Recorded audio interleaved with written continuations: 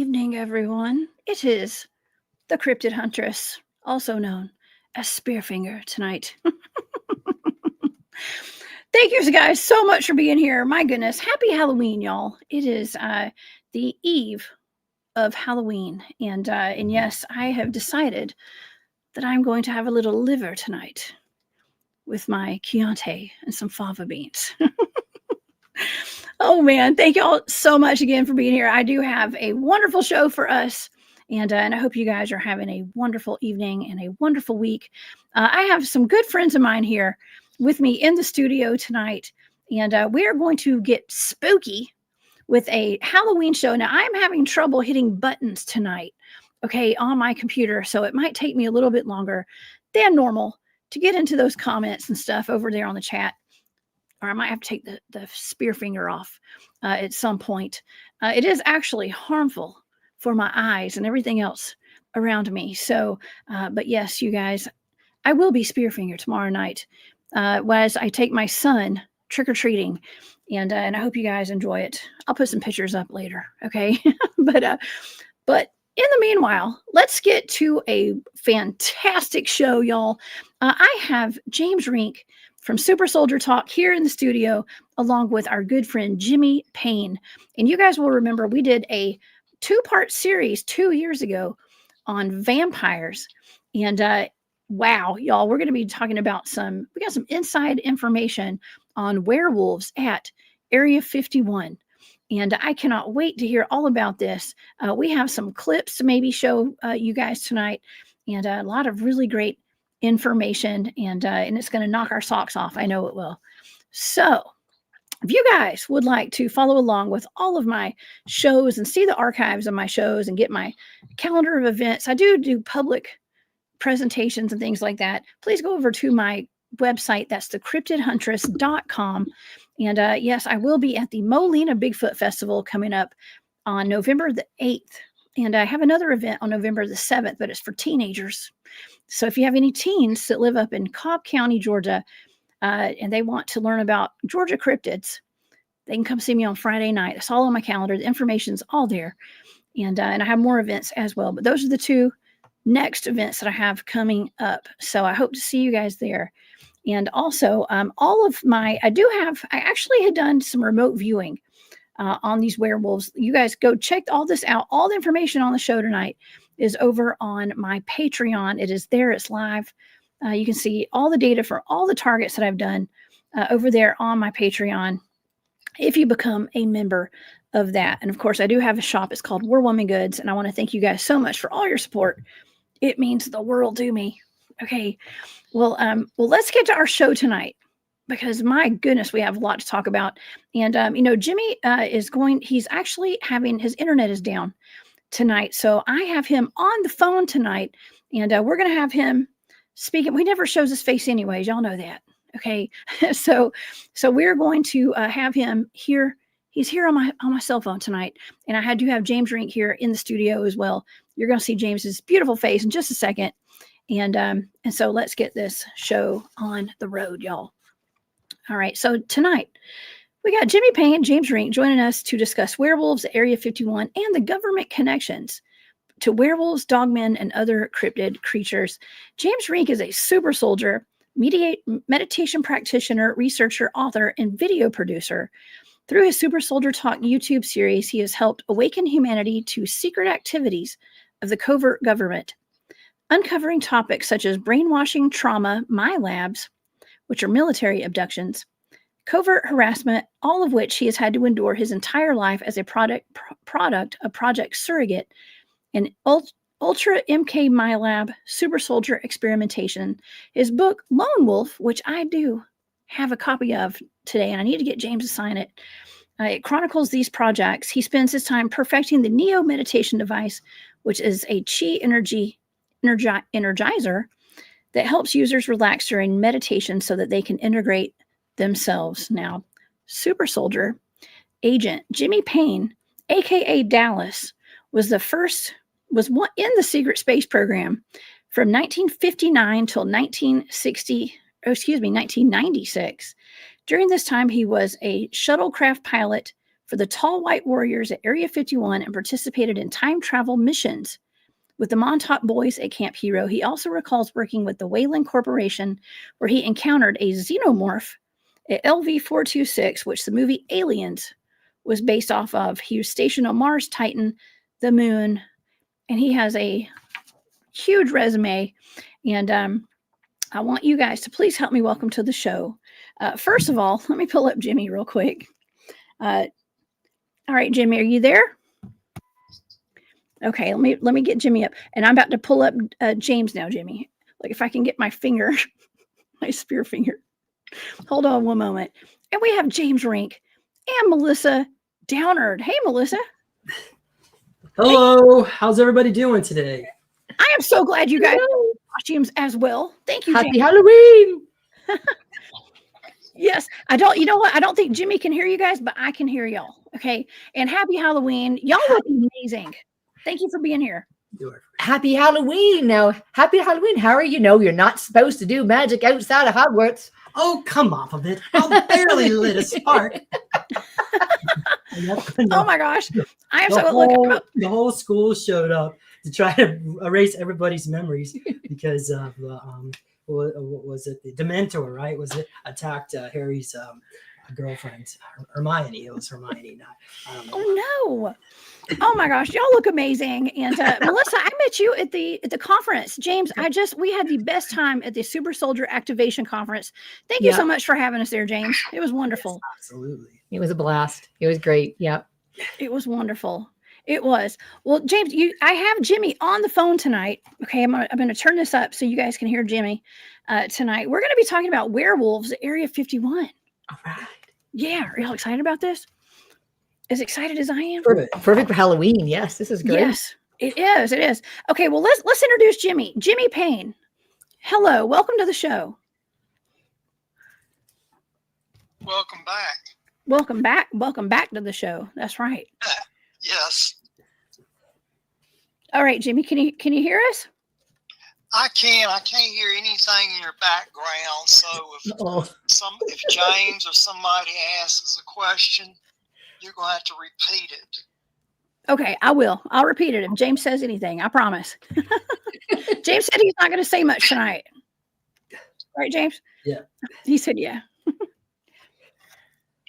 Okay, go ahead, Jimmy. Okay.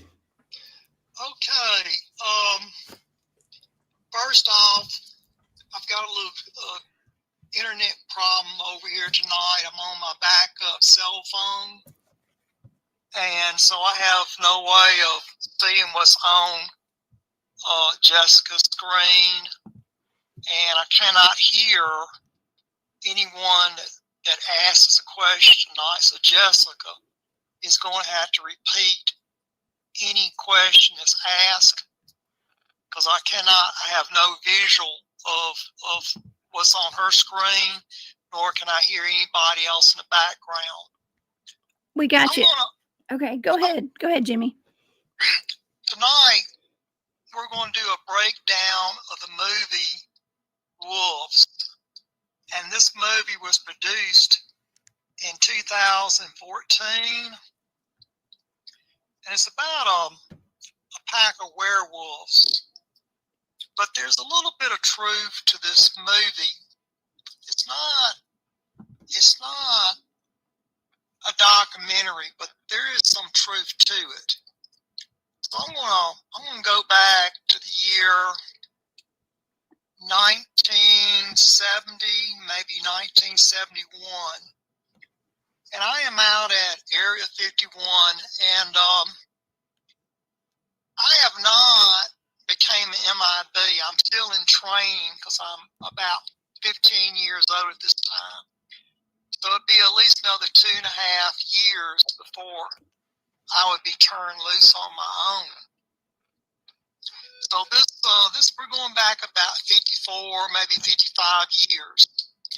Now I do not have the X file in front of me, so I'm going to go by memory. But tonight I've got the plot to the movie Wolves, and I'm going to read it off, and then we're going to break the movie on down and try to tell what's going on because this is a form of soft disclosure. Okay, the plot. Caden Richards is an average college student who plays football. Enraged by a rival's player's butt hit during the football game, he retaliates with superhuman strength. Caden later hurts his girlfriend Lisa when, get my glasses on here, when the passion of making out caused him to transform into a werewolf. After waking up covered in blood and surrounded by the dismembered bodies of his parents, he flees as the police arrive. Caden becomes a drifter, trying to keep his werewolf under control. In a roadside bar, he draws the attention of Wild Joe, who reveals himself to be a werewolf. Joe explains that werewolves come in two types, pure breeds and bitten. Pure breeds are natural-born werewolves from a small number of werewolf families that came to North America with the early settlers, while the bitten are more human-like and do not give birth to werewolf children. Caden has only recently discovered that he was adopted. Joe confirms that they are both natural werewolves and that Caden can learn more in a remote town called Looping Ridge. Caden travels to Looping Ridge and visits a bar, drawing hostility from the locals. Caden is attracted to Angel, the beautiful young owner of the bar. He is eventually driven out of the bar by the locals and meets John Tollerman, who hires him as a farmhand. After working for Tollerman for a while, Caden heads into town one night and he is approached by werewolves of his bloodline who understand who Caden is, warning him that he is in danger and should leave town. Caden's cousin is then killed by Connor, the alpha wolf, werewolf, and ringleader of the patrons of Angie's bar. Caden runs into Angel, and together they witness Connor and his pack eating Caden's cousin after the murder. John later tells Caden about his birth mother, Lucidea, who was John's niece. Connor has seen her and fallen in love with her, but he knew of the tension between the packs, so he raped her. Only John and his wife knew about Lucidea's resultant pregnancy. Lucidea killed herself shortly after Caden's birth. The peace comes with the condition that Connor can mate with Angel, and he desires a son, not knowing about Caden. Caden has started a relationship with Angel and wants to conceal the town's arrangement. Excuse me. Let me read that over again. Caden has started a relationship with Angel and wants to cancel the town's arrangement. But the town werewolves fear that the more beastly mountain werewolves would do in retaliation. Caden goes to the mountains to confront them and reveal his parenting. But Connor is skeptical and unleashes his pack on Caden. While Caden is stronger than the individual bitten wolves, he will not use lethal force and is overwhelmed by the pack. He manages to jump off a nearby cliff to escape. Caden and John form a plan to deal with the mountain pack. Before they can, Connor kidnaps Angie, Connor kidnaps Angel and readies to mate with her. Caden kills 2 of the pack and lures the other ones into a trap where he and John use explosives to kill them all. Caden defeats Connor in a single combat, but Connor reveals that he and Lucidalia were actually in love. He made up the rape story to protect her because her father was going to kill her for the relationship. Wild Joe suddenly arrives and reveals that he planned the event all alone, killing Caden's adopted parents and convincing him to go to Lupe Ridge so that he could kill Connor in revenge for Joe's own past issues with Connor. Joe kills Connor, but is killed by Caden. Caden decides to leave with Angel to see the world, but he promises John that they will be back. John gives him a scroll showing the bloodlines of the purebred werewolf to help him find others during their journey. Now that is the plot to the movie. Now, I'm going to start off by telling you that werewolves are not cursed. They just have an extra chromosome in their body. And the military uses werewolves. They're kind of like a super soldier. And a lot of them don't have to live on the base. But the ones who cannot, that may have hormone trouble, particularly the females, they can shapeshift, so they have to come on the base and live. And plus they have, medical issues. But I want to tell now the true story of what happened with that pack. Now, just like you have drugs in towns and cities across the United States, you see how drugs just, destroys people. It makes them unstable. But now Area 51 has a problem, just like any town or any city has. There's issues with the drugs coming in and out of the base. And when you get one bad wolf, he can mess up the whole pack. So to get control of a pack, they flood the area with drugs to get them hooked on drugs. But there is a little town. Well, I wouldn't call it a town. I would call it more of a community, a little small community west of Nellis Air Force Base. Creech Air Force Base. West of Creech Air Force Base, up in the mountains there. And there is a radar tower. It looks similar to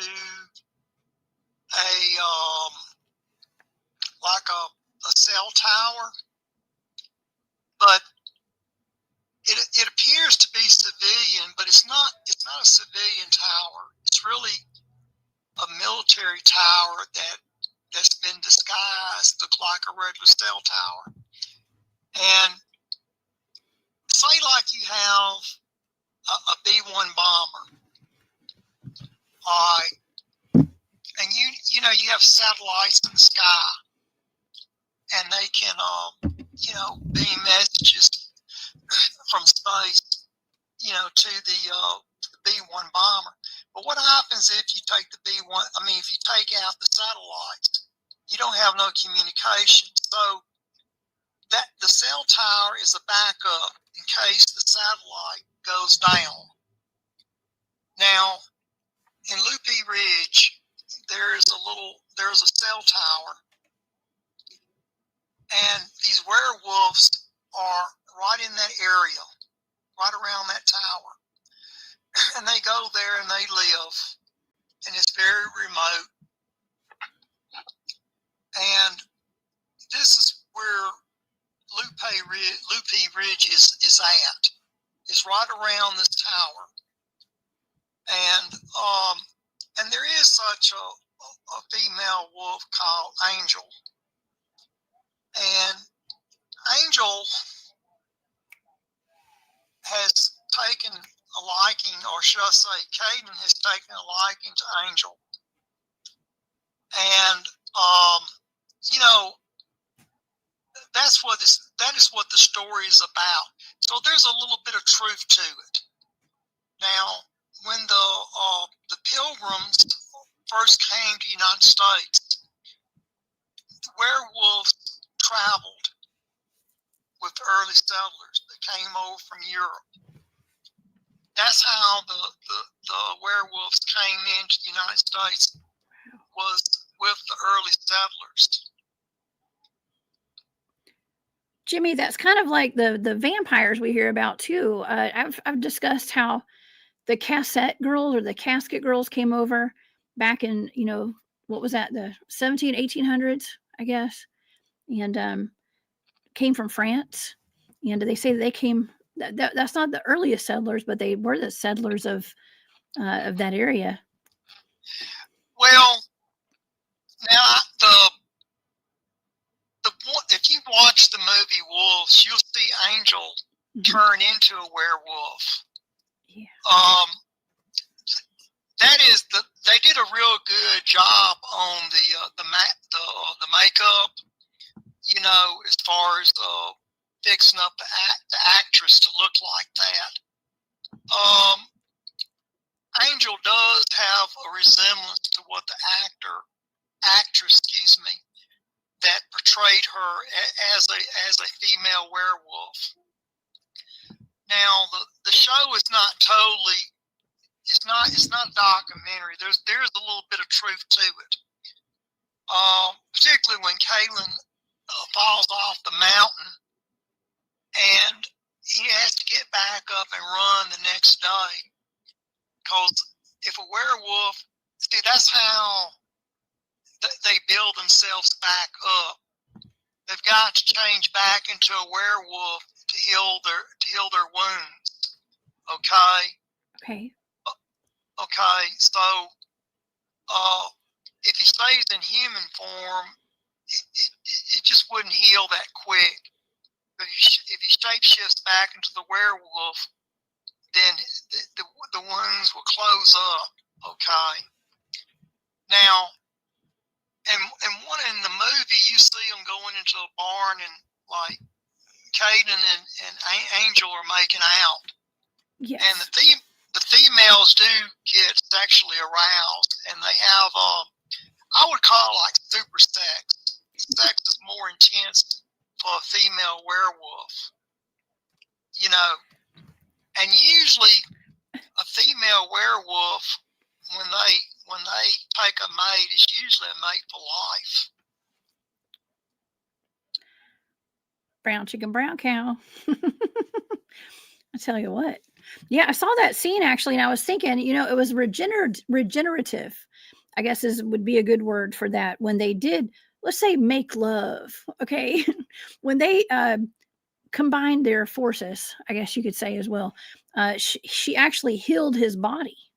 When he was hurt, he had been attacked, and his body healed from that encounter that they had. Well, a female, like I had a girlfriend one time. She was a werewolf, and she worked during the day. She had a job. I think she was a waitress, if I recall, and she worked very hard, and she never had much money. But she would turn into a werewolf. when I was asleep with her. Wow. But like I said, they get discriminated against very bad, you know. And if you took all the books in the library, every film that's ever been made about a werewolf, you can just take all the books and all the films and just throw them in a trash can. That's not who they are. The only thing that's different about them, they have extra chromosome, Interesting. and they can a werewolf can take radiation. They can go beyond the Van Allen radiation belt. So when you hear that there's a werewolf or a Bigfoot around a flying saucer, it's because they can take the radiation. Or a portal too. You know, we talk about the portals that we encounter out in the field, and I've got some experience with that, and there's always radiation involved with that. And humans are not necessarily able to handle that radiation when the Bigfoots and the Dogman can. Well, when I was at Camp Hero, you know, the stage radar tower, you know, it gave off microwave radiation. Yeah. And a lot of those boys at Camp Hero just could not take the radiation. Some could, but some couldn't. And they would give us a brown paper bag, and they say, put it in your back pocket. But if you think you're going to, you know, vomit in the brown paper bag, then twist the top and put it in a trash can. Because, you know, you get radiation sickness. You see what I'm saying? Yes. But you don't have that with werewolves or you know, with Bigfoots. They can take the radiation much better. Wow. Go figure. Now, you know, but what it is now, I've watched that pack out of Area 51, how the drugs just destroyed them. It broke the social order of that pack.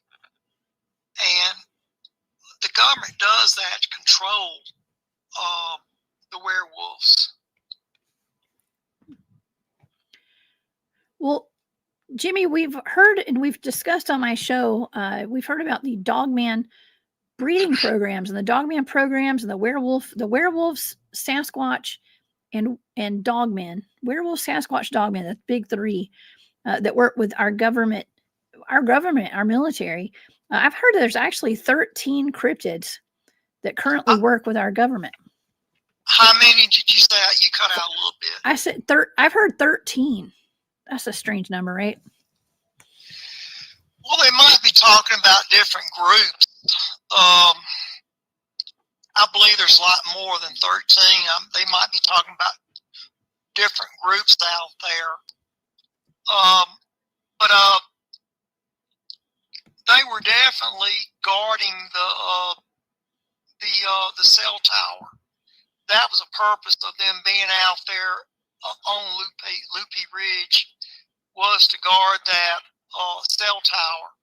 Because, like I said, you didn't get just regular cell phone traffic through that tower. What you got was communications from, you know, U-2 planes and B-1 bombers. It's a backup channel.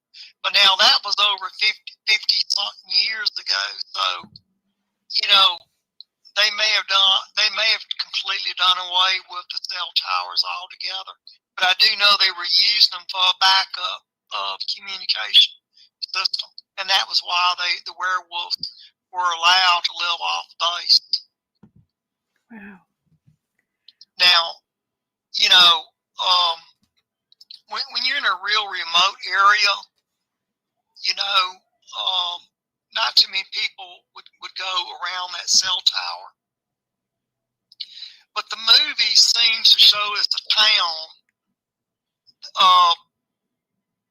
it's more like a dozen or so buildings scattered out, you know, and what you may call like a little community. About no more than 2 dozen buildings, but it's mostly like run down buildings that they were living in. Wow.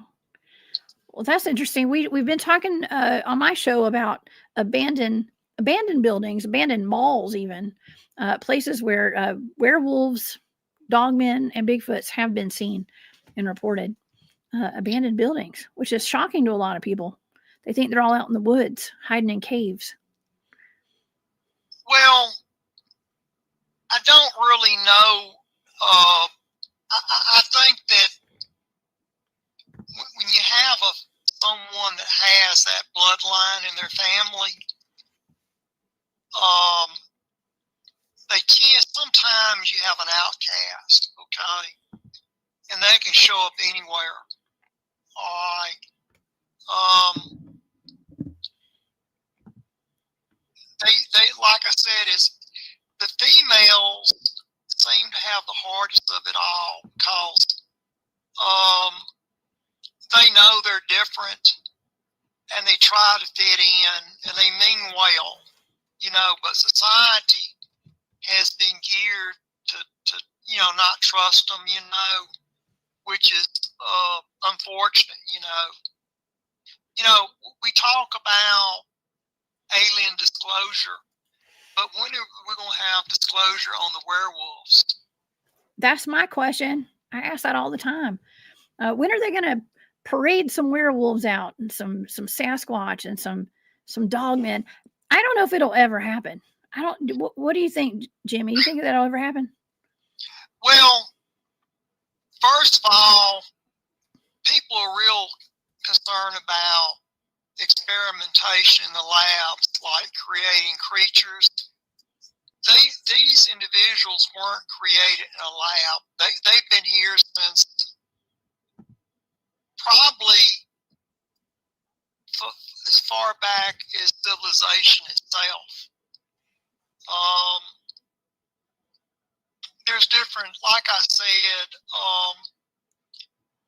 it's genetic modification, but it's done by extraterrestrials. Wow. Well, Yeah. you know, they say we talk about how Earth is a laboratory, and there's so many chimeras and hybrids of all sorts here, and so it has been. We have talked about the possibility of them being some kind of alien experiment. I mean, humans could be an alien experiment. Well, I do know this. Now, I take the Native American Paiute religion, and it's all in these different Indian tribes about these werewolves. So they go and they live on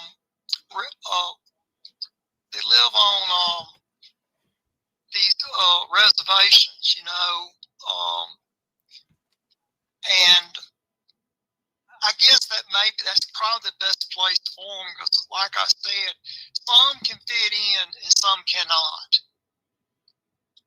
You have some that can fit in society, and you have some that cannot fit in society.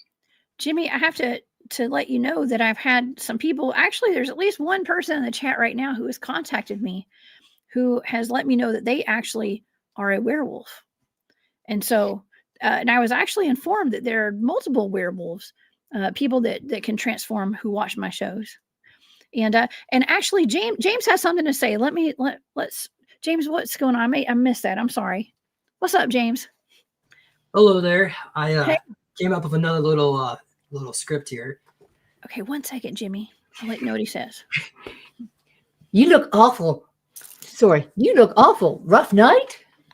You try sleeping with claws coming in. That bad, huh? Let's just say the sheets didn't survive, and neither did the pillow.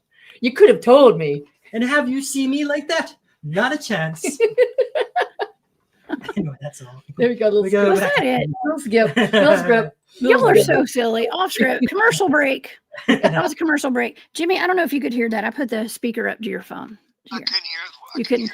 They just it was just a little funny skit they just did. Okay.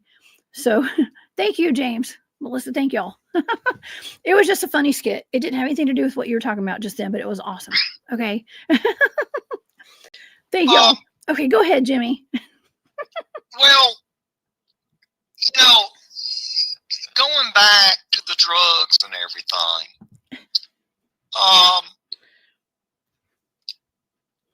anyone can fall victim to drugs, and that includes a werewolf. And that's exactly what happened in this movie here. It's not saying it, but that's what it's all about, you know. You know, there is a lot of drugs out of Area 51. And Really? yeah. A lot of Now, drugs? well, you have people that shapeshift. You have I dated a young woman one time that she was a part reptilian, but she's, you know, but to look at her, it would scare you to death. But she would go and if your child got abducted, she would try to locate that child and get it away from the other reptilians and bring it back. Wow. Yeah. But she, like I said, you could be sitting there talking to her, and she looks just like you. But every once in a while, if you ever watched the movie Devil's Advocate, Yes, I love that movie. where the what is it? Charlize Theron. Well, where the attorney is goes off to like a law firm, and turns out that the devil runs the law firm. You know, is that the one? Yes. Yeah. Is that Al Pacino? I think it's Al Pacino. I can't remember. Yeah. Okay. Well, you see, the young attorney's wife holding a mirror up, and then she sees a hideous figure. Mm-hmm. You know, that's how they look. They'll look normal one moment, and another moment they'll look distorted, like you're looking, you know, look like you're showing in the movie. You know. Uh-huh. But she, like I said, she's very spiritual, and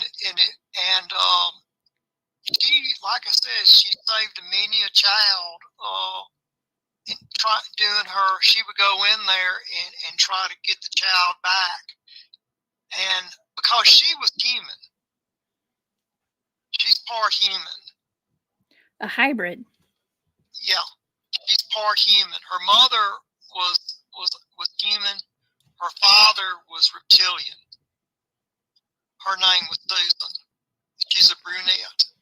I've got I can't bring her up tonight because I don't have access to my computer.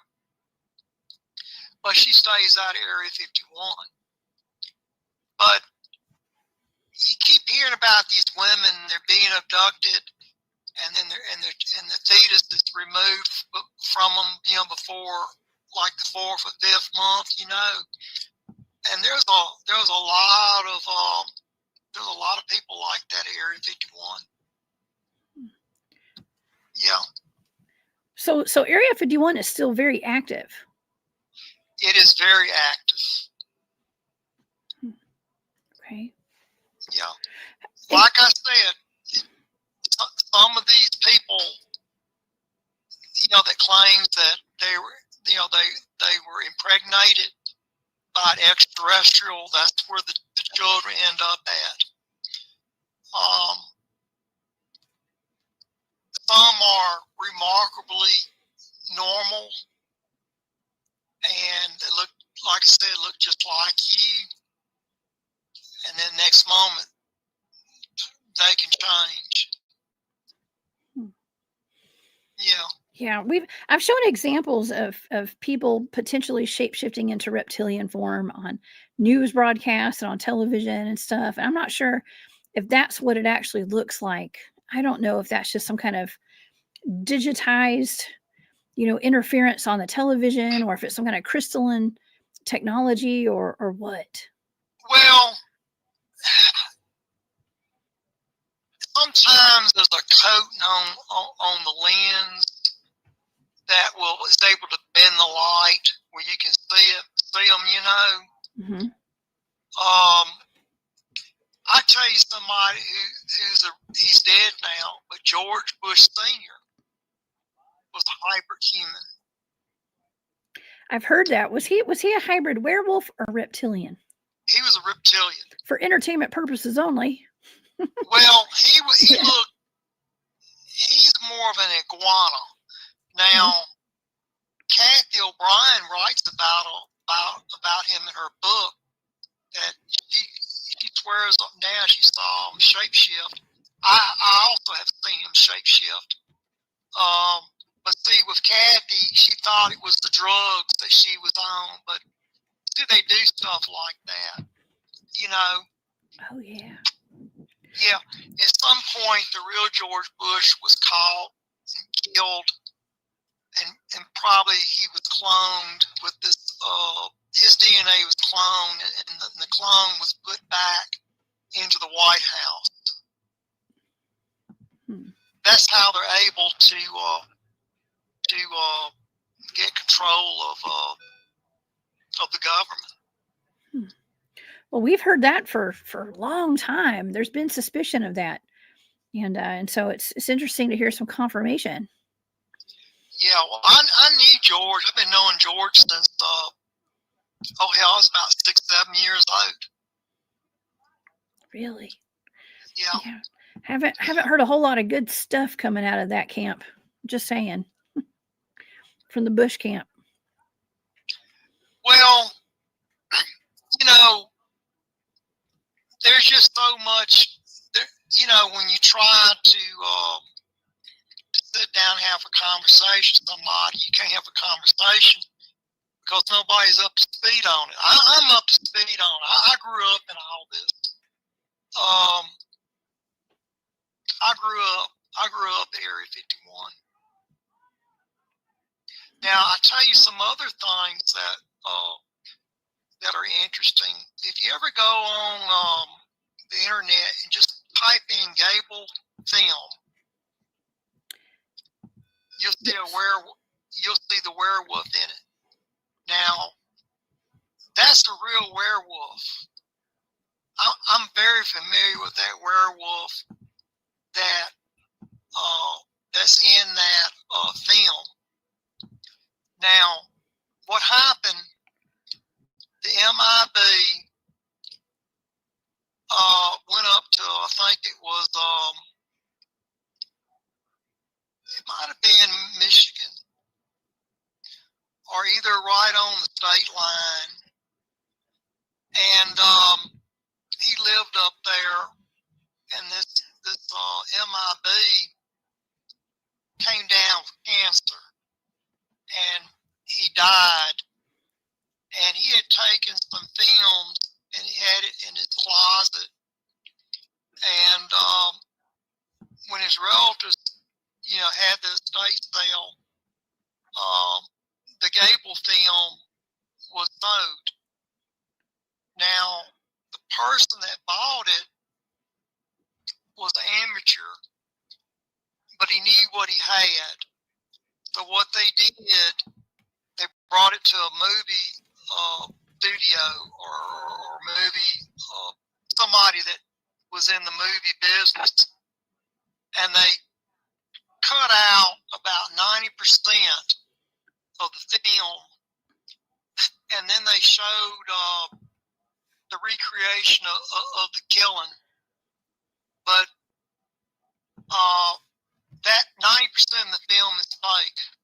Mm-hmm. Only 10% is real. That's what I was actually about to say, because we got a lot of people in the chat saying, "Oh, that was actually proven fake." So that's what I was going to ask you about. I've heard it was faked. So let's hear it. Well, part of it is fake.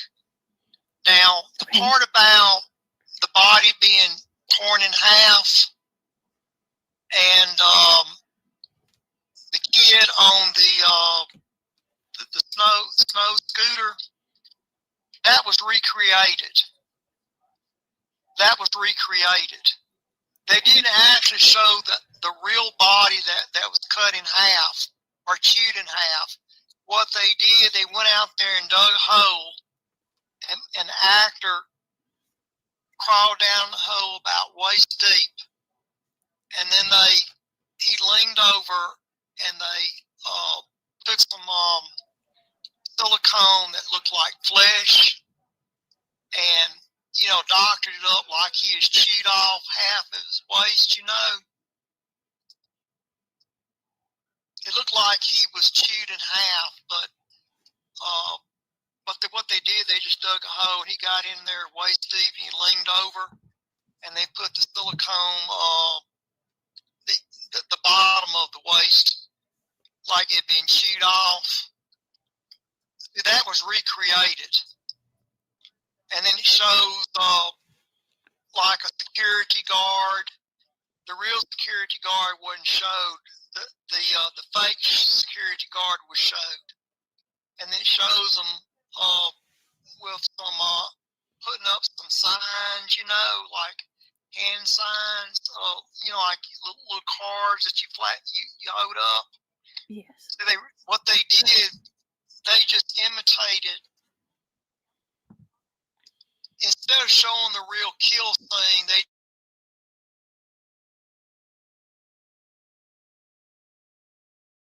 that happen, Jimmy? Because, you know, I have people that will task me with these blind coordinate targets of some alleged videos of people being attacked or, you know, things like that. And sometimes I feel like with my data, I believe that a lot of times they were actually real events, but then they were kind of made to look like they were fake.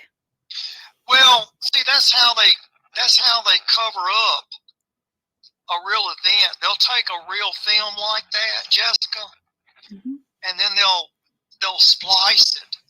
Yeah. Where you see the actual part of it be true, and then the other half of it's been recreated to make it look like it's false. And that's how they do it.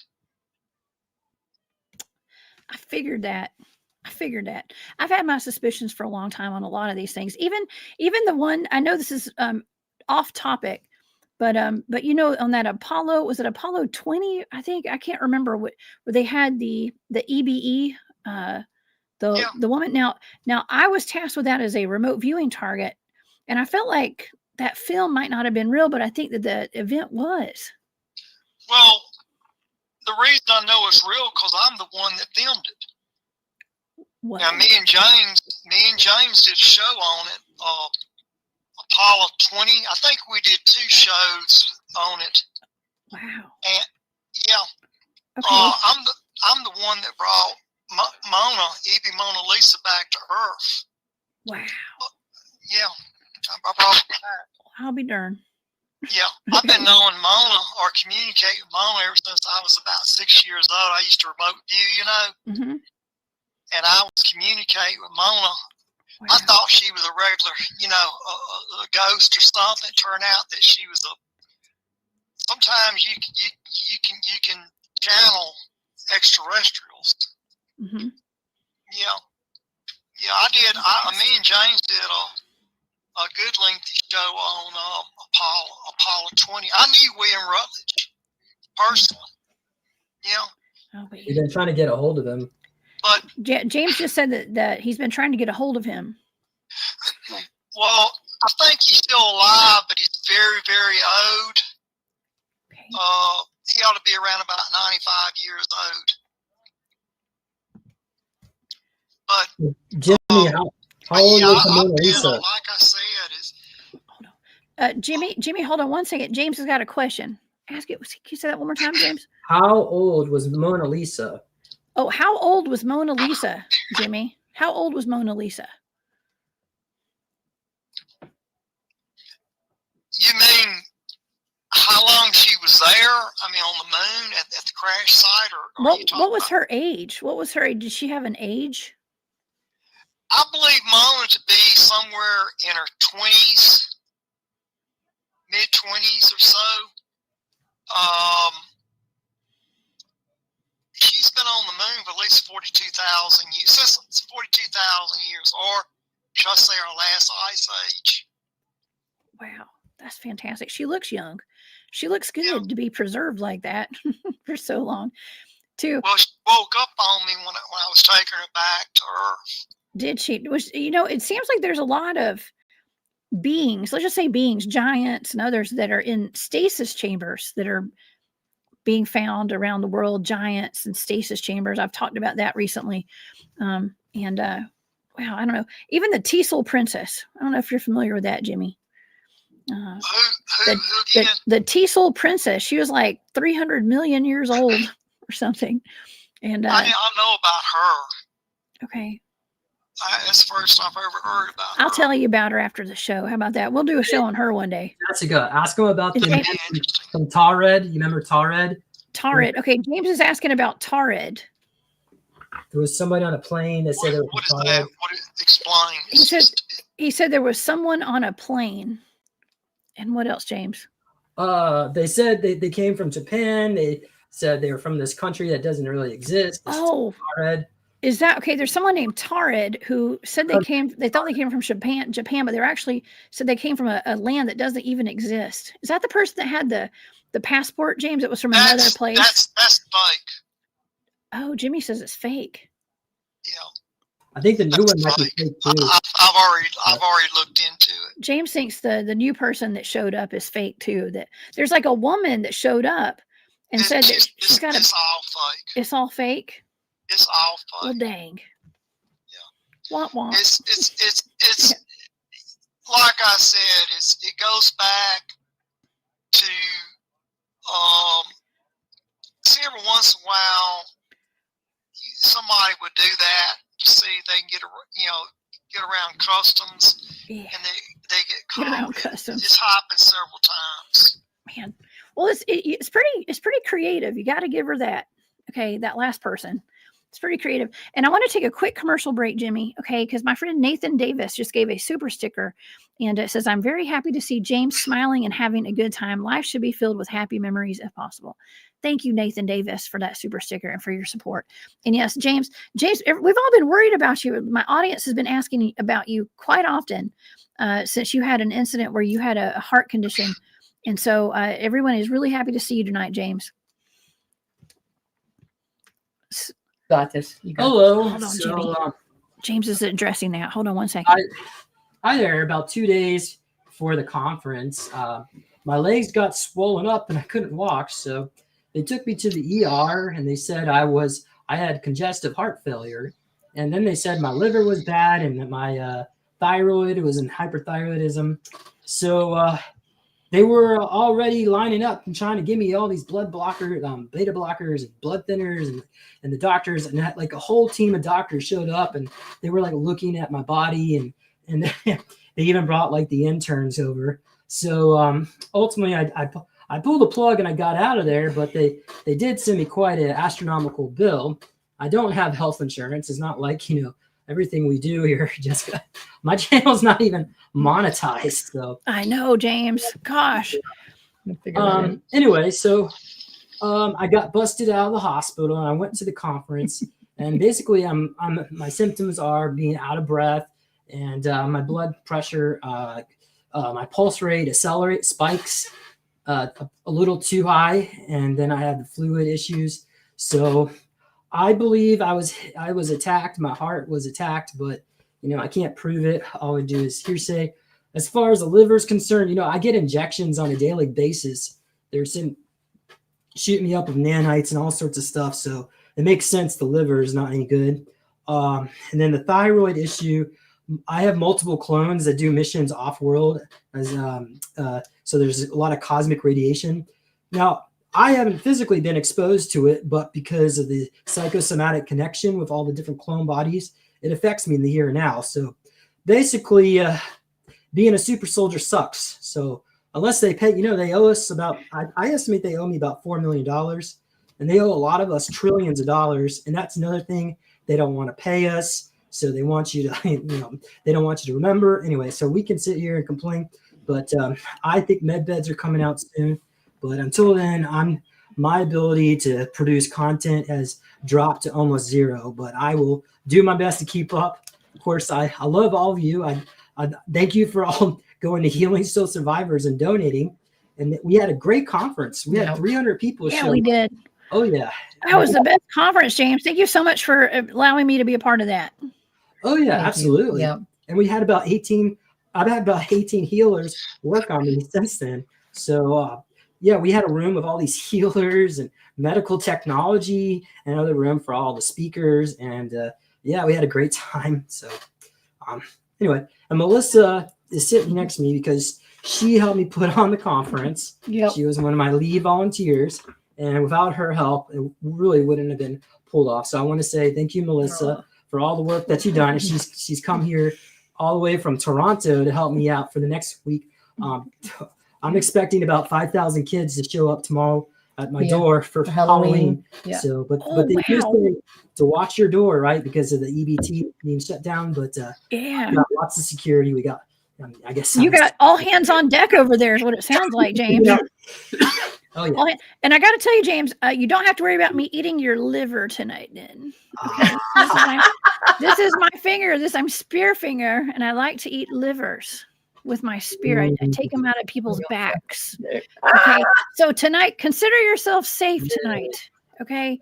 I will spare you this once until you start feeling better. Okay. And then you're on my list again, James. I'm just kidding. Oh, I know, right? Oh my gosh. Well, thank y'all so much. Melissa, thank you so much for all your hard work too. That was a wonderful conference. Thank you. It was great. Yep. It was. Oh my gosh. Well, good luck with the trick-or-treaters tomorrow. Gosh, I'm going trick-or-treating with my son tomorrow. So should be quite an event.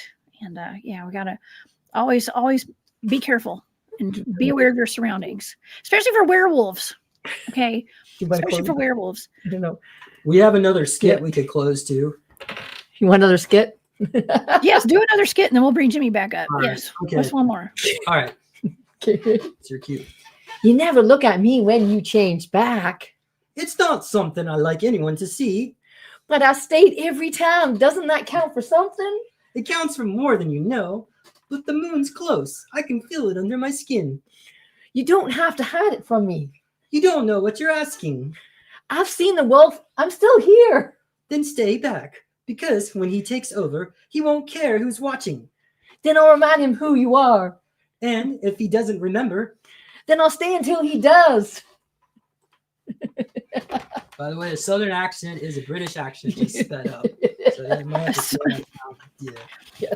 I changed from the British to right, Jimmy Paine? Are you there? Right, Jimmy. Look, Jimmy and I both have Southern accents. Okay, so I love it. You guys are doing a good job. We're werewolves. I just went to Stone Mountain, Georgia. Yeah, so we got to see all this whatever the carving. But anyway, heck yeah. Well, that's where I live. It was in Georgia. That was awesome. Thank y'all so much for the skit. Thank you. I appreciate it. Happy Halloween. Okay, happy Halloween.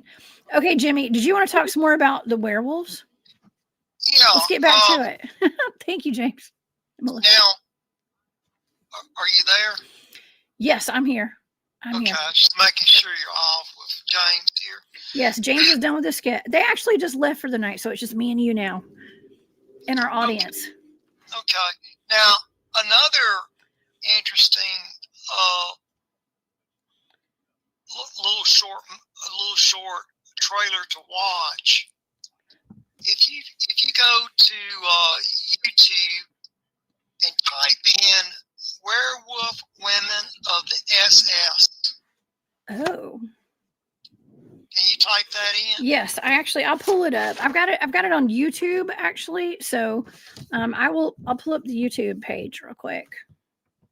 Well, if you feel uncomfortable about playing it, but just pull it up and show them where to go. Okay. Let me know when you get it up. Okay. All right, we're working on it here. Werewolf women of the of the SS. Man, that's got to be an interesting movie. Okay. I think it came out in 2007 with Nicolas Cage, actor Nicolas Cage on it, playing a Chinese character. Get in. Who are you? Okay. Don't worry, I'm future you. Okay, hold on. I'm going to skip through this real quick. Werewolf Women of the SS. Is this a Rob Zombie movie? Actually, I think it is. Yeah. Okay. Yeah. So It this is. should I'm show. not going to play the movie, y'all. Okay, we're not going to play the movie, but this It's is a not- Rob it- Zombie movie. It's not a movie. It's a trailer to a movie that was never made. Oh wow. Okay. It was Now, what never is- made. Well, it just never took off. It never got the funding. Okay. But now, one of the actresses that's in the movie, I knew her, and it shows them shape-shifting to werewolf. One of them is not wearing makeup. Now, that was filmed at Area 51 and inserted into that little inserted into the trailer. Okay. That's soft disclosure, but one of the females that you see transforming into a werewolf is a real werewolf. I knew her. Her father was a German scientist, and it's kind of a satire. You know, they're just poking fun of the public there. You know, they're just showing out a little sexy. You know, kind of a fetus thing. You know. Okay, so in this movie, there's actually a real werewolf in this movie. It's not a movie. Or the trailer. It's a trailer to a movie that never was made. Okay. That Nicolas Cage starred in. But one of the women that you see transforming into a werewolf is not wearing any makeup. She transformed at Area 51, and they filmed her. So that Wow. yeah, now that was made. That was just sliced into it. Okay. So she wasn't on a movie set then. They just spliced in some home video of this or something, or The film company filmed it in 2 locations. They filmed it. I forgot what the other location was, but 90% of the filming was done in one location, and 10% was done at Area 51. But Wow. one of the females that transforms into a werewolf is a real werewolf. Jimmy, are you familiar with? Let me take this down. Are you familiar with Bill Schnoebelen? Bill Schnoebelen, I think that's how you pronounce his name. He's got this really popular video of him giving a presentation at somewhere called the Prophecy Club, and he used to be a part of the Church of the Brotherhood of Satan, and now he's a rabbi, he's a priest or something today, and he speaks out on all this stuff. But he said that he talks about people in the Brotherhood of Satan transforming into werewolves and into vampires. He chose to become a vampire. And he actually says in this Prophecy Club presentation that he gives, I've referenced this many times on my channel. I need to get him on my show sometime. But he references, he talks about The Howling, that movie, The Howling. He said that was he believes that could have been a real werewolf transformation. It wasn't just CGI or special effects back then. Well, I've been around werewolves. I've seen them. I would have to look at the film. Okay. You have to remember, I haven't been around Area 51 in a while, so it could have been something that came after I was gone. You know, But Steven Spielberg showed up at Area 51. He's done a few little short films out there. But what he'll do, he'll take those little short films and he'll cut it in and mix it in with the main film. Just like he did Star Wars. You know, he filmed 99% of Star Wars on one location and then filmed, you know, that little small scene with Mo in it at Area 51, the little bear riding, you know, the scooter. And then if you watch the movie Paul, and at the end of the movie, you'll see a little people dressed up at a, you know, a party, and one of the costumes is a little bear. You know, even though the show was about a little gray. So these Ewoks, you know, Ewoks. They'll show up in a movie here and there. Are you saying Ewok? Are you saying the Ewoks are real? Yeah. That was Okay. the first extraterrestrial I ever really got to know was Mo. He was an Ewok. What? Yeah. So Yeah. so the Ewok, I actually, okay, my son's first Halloween, I dressed him up like an Ewok for Halloween. And I've always loved the Ewoks. And now you're telling me the Ewoks are actually real. You buddy believe it. Yeah. Yeah. Well, I knew Mo, Harry Joe, and Captain Bisbo. And now they did a movie on, I can't try and think who did. It might have been Disney. I'm not real sure what movie company did it. I know Star Wars had Mo in there. All the other Ewoks were, you know, digitized. They're not real. But one of those Ewoks in Star Wars is real. Because when they went to Area 51, they put up a green screen up and put Mo on a little scooter, a little jet scooter, and he bounced around on it. And then, you know, they went and filled in the background with other Ewoks flying through the jungle, you know. I bet that was so cute. Yeah. What are Well- Ewoks like? Okay, Jimmy, if you've met a real Ewok, what are they like in real life? Are they wild and crazy? Are they fun? Or are they tricksters or what? No, they have a personality just like a human does.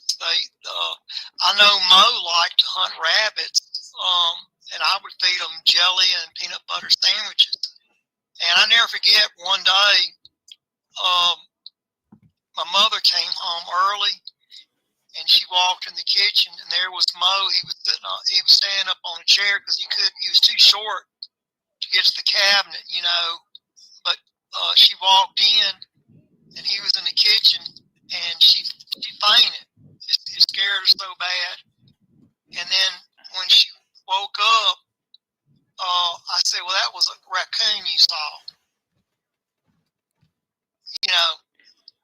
And I had her believing it, but a few weeks later, a school teacher saw Mo, and they ended up calling the Air Force. Air Force he came down and captured Mo and brought him back to Area 51. Captured him. He wasn't supposed to get out. No, he snuck out on a plane, and they didn't realize he was gone. But he was with me. But I like Mo, and I have no problem. You know, like I said, I have no problem with Ewoks. I get along very well with Ewoks. Are they actually called Ewoks? Yeah. Okay. Wow.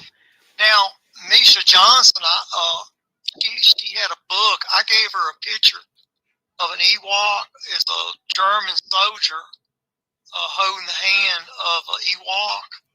And she asked me because she put it in her book, and I said, yeah. And I gave her the picture, and she put it in her book.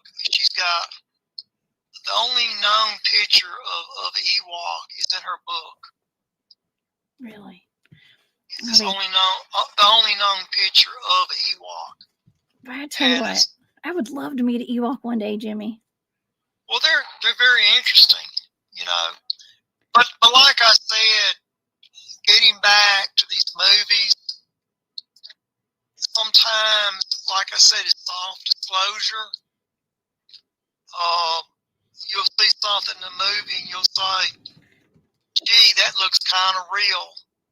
Right. Not knowing that, yeah, that is real that you're looking at.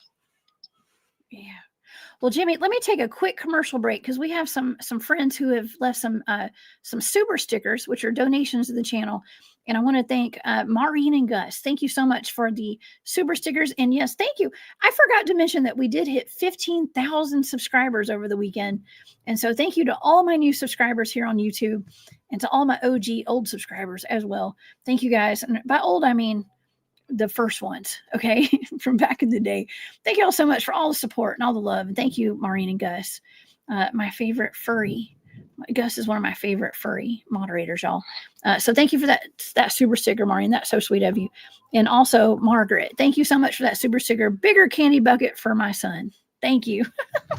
That is very sweet. We are going trick-or-treating tomorrow night, and I'm sure he's going to get a lot of candy, and I will be getting the Reese's Buttercups. Okay. So thank you, Margaret, and to all your fur babies. Thank you so much. I appreciate it. Okay. Well, speaking of fur babies, let's get back to these Ewoks and stuff. Jimmy, you also, I know we're talking about werewolves tonight, but you also had some experience with Junior from Montauk, right? Yeah, I created Junior. Now, what happened was that the Cameron boy that was there, he also picked up on it. Alexander Cameron, is it Alexander Cameron? No, that was Lieutenant Alexander Cameron. Duncan Cameron, excuse me. Duncan Cameron also picked up on it and could think of it through the mind amplifier and create it. But I'm the original creator of Junior. How did you create Junior, Jimmy? How did you create him? How did he come about? When I was probably about 9 years old, eight or 9 years old, when I was at Area 51,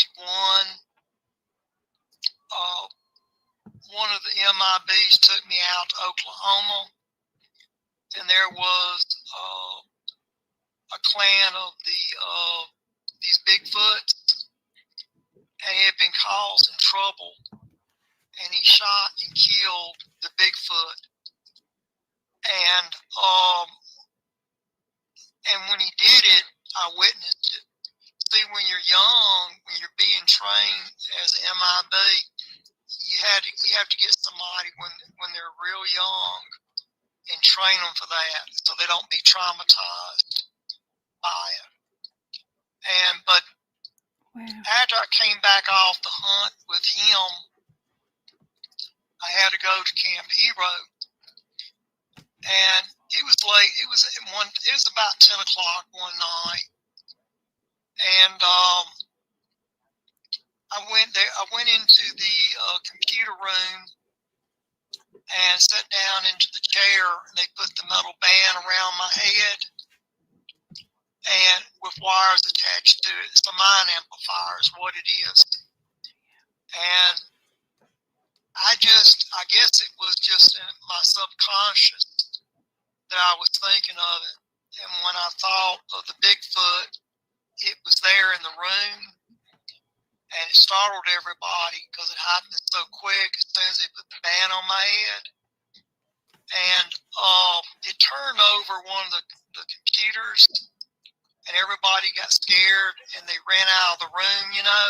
Mm-hmm. And when they ran out of the room, when they ran outside of when they opened the metal door and they ran out into the outside of the building, the wind caught the door, slammed the door shut, and it locked.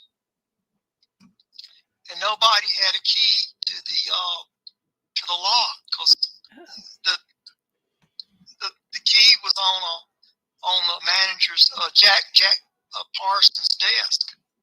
Jack Parnell's desk is where the key ring was at. And so Preston Nichols had to go get a torch, and I held. We climbed the outside ladder. There's an outside ladder to the tower. We climbed it all the way up to the top room there. We got into a door there, and I held the flashlight while Preston cut the cable to the antenna, the coax cable, and it lost signal. And that's how we were able to, get in there. But the marks from that torch cutting that cable is still on the wall to this day.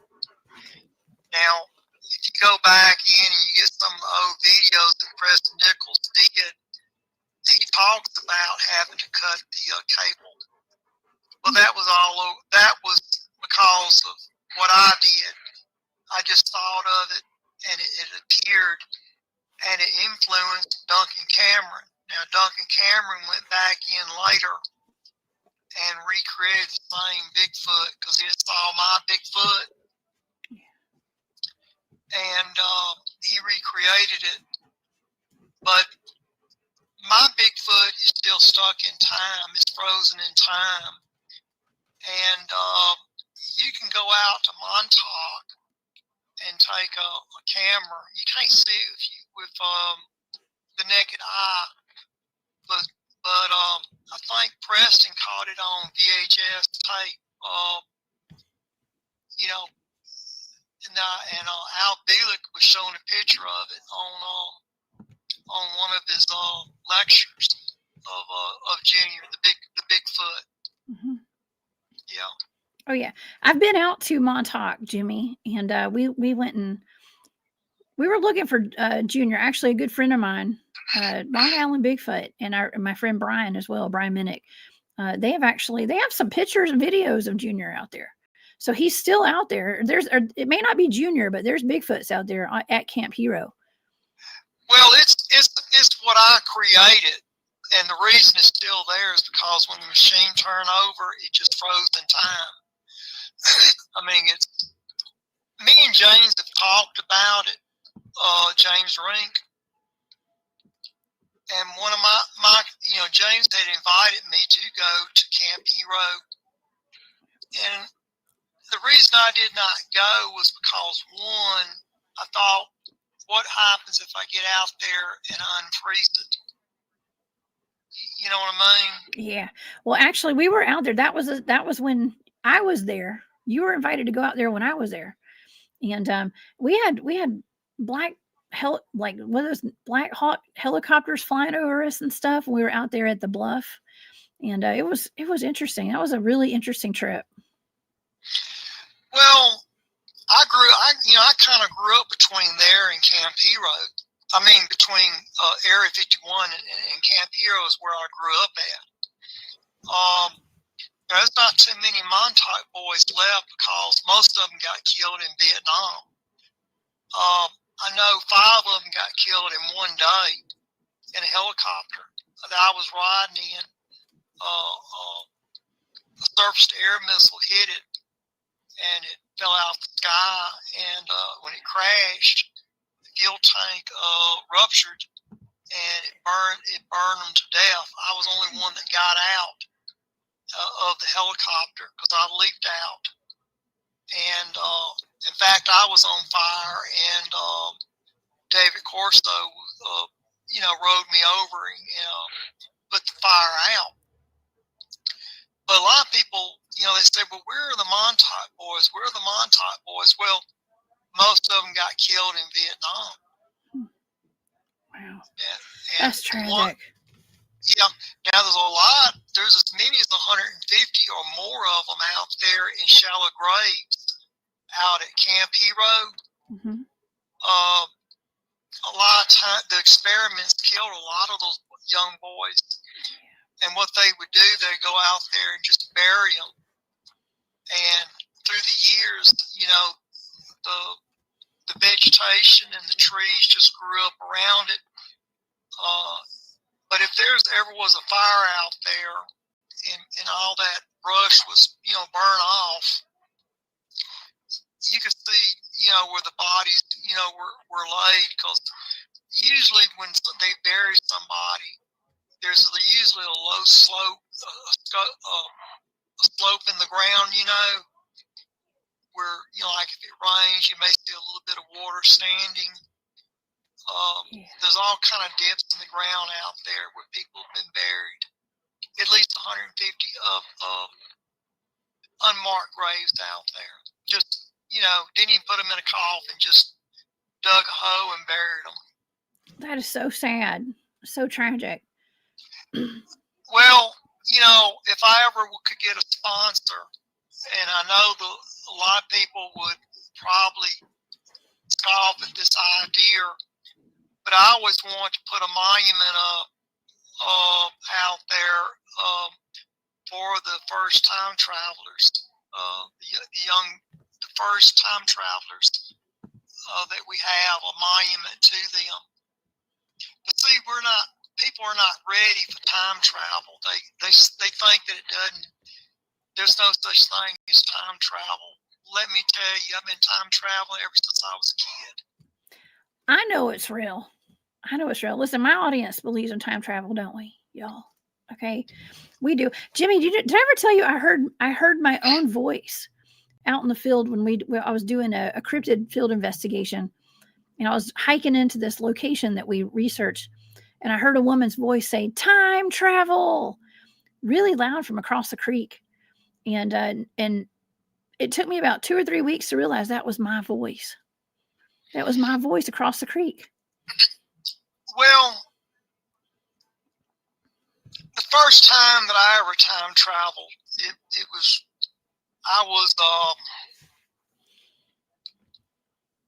I might have been about 6 or 7 years old. I had I called it an Atlantean, but it's basically just a real badly deformed human. I grew up around Atlanteans, and he put me in a teleporter,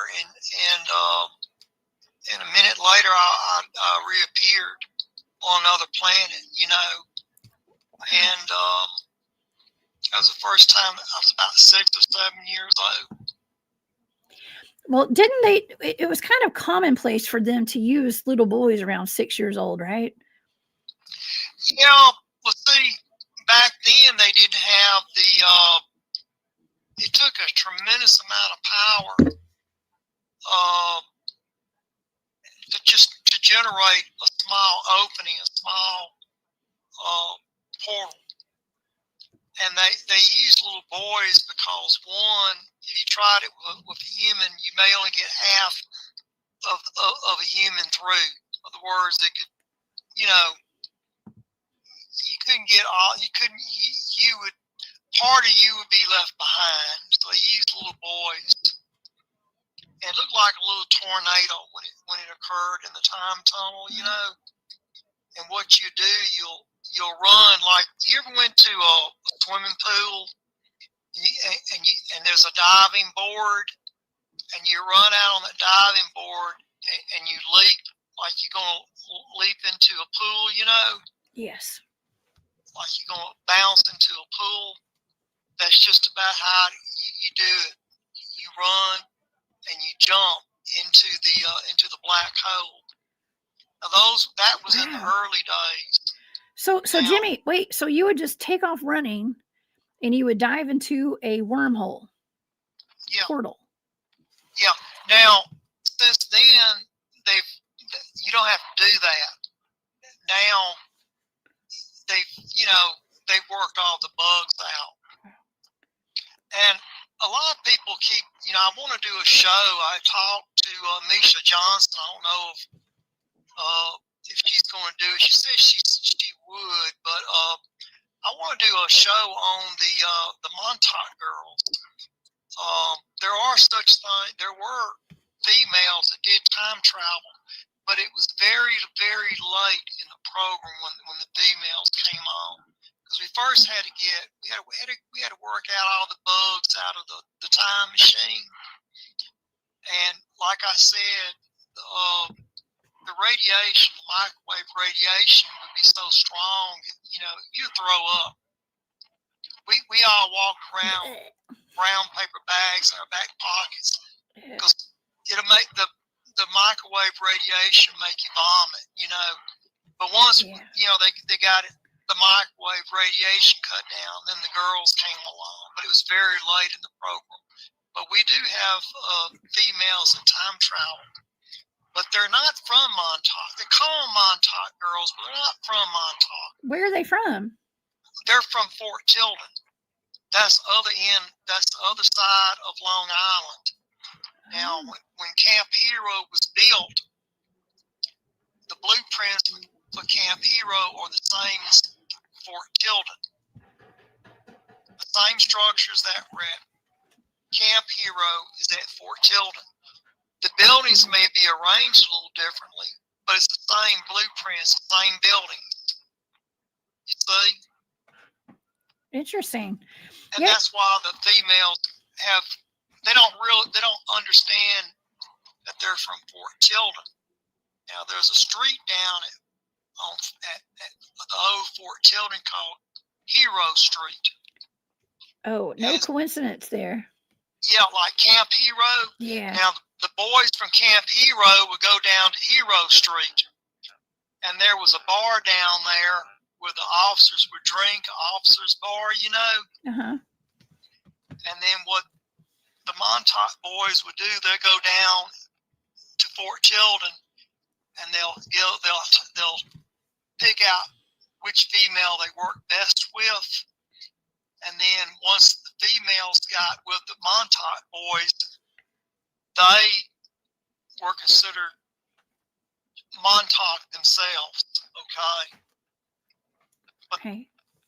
But Camp Hero didn't have the facilities that Fort Tilden did, okay? Wow. Mostly the real young, there was a head start down at Fort Tilden where a lot of these girls were brought to. And that's where you get your presidential models from, They come from Fort Tilden. But when they hooked up with the Montauk boys, they were known as Montauk girls at that point. Jimmy, are they still doing all these time travel experiments with? I mean, they've had to have perfected it by now, but with kids. Well, they can do it with adults now. Jessica, I mean, that was the early days that they did that. They've got it down now where all the machines have just, are so small that you don't need anything like, you don't need a gigantic radar dish like you did in the old days. Mm-hmm. You don't need it. Yeah.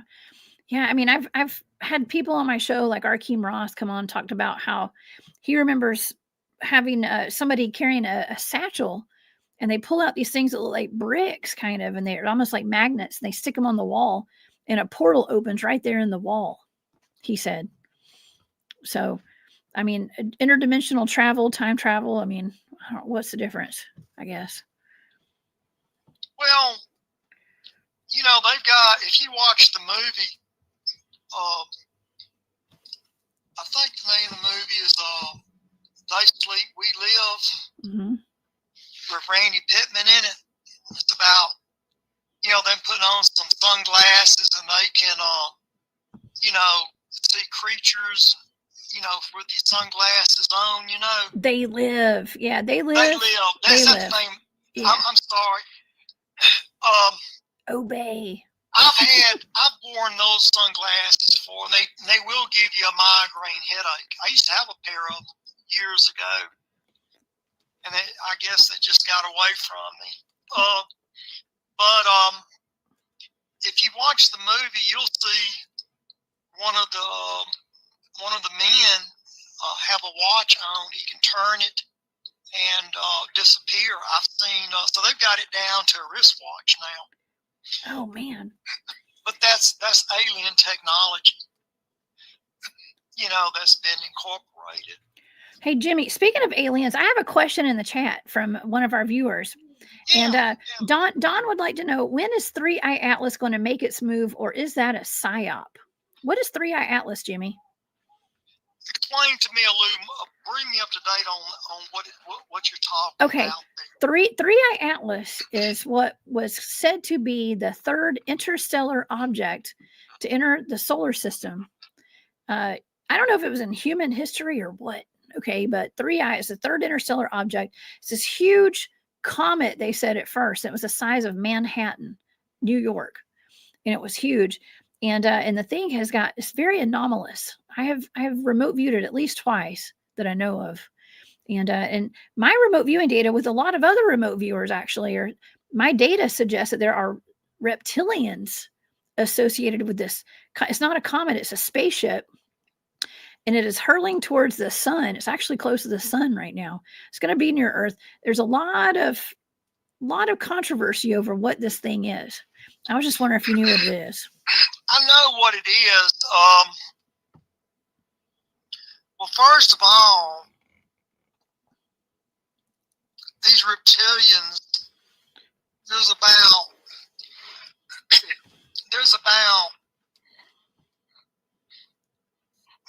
I would say about 200 on Earth that I know of. That was the last. That's an old count. That 200 of them on Earth, and there's 2,800 of them on Mars. 2,800 on Mars, but 200 on Earth. Now, getting back to that object that you're talking about, I'm trying to think the name of that. James Rink had her own his show. She talks about being on a spacecraft with draconians. They're 20 foot tall. I've been on that craft with draconians on it. The 20 foot tall ones. That I believe that. Yeah. Darn, I wish I had my. Let me see if my computer is back up. Hold on a second. I'm gonna go. If it is, I can pull her name up. Yeah, to the audience, if you guys are wondering where Jimmy is, he's actually on my phone right now. His internet was down tonight, so we are doing the next best thing. So he's on. I've got him on the phone right here, in the microphone. It's off. I just looked at it now. I'm still offline. The internet is still down. Yeah, I'm just where I'm at.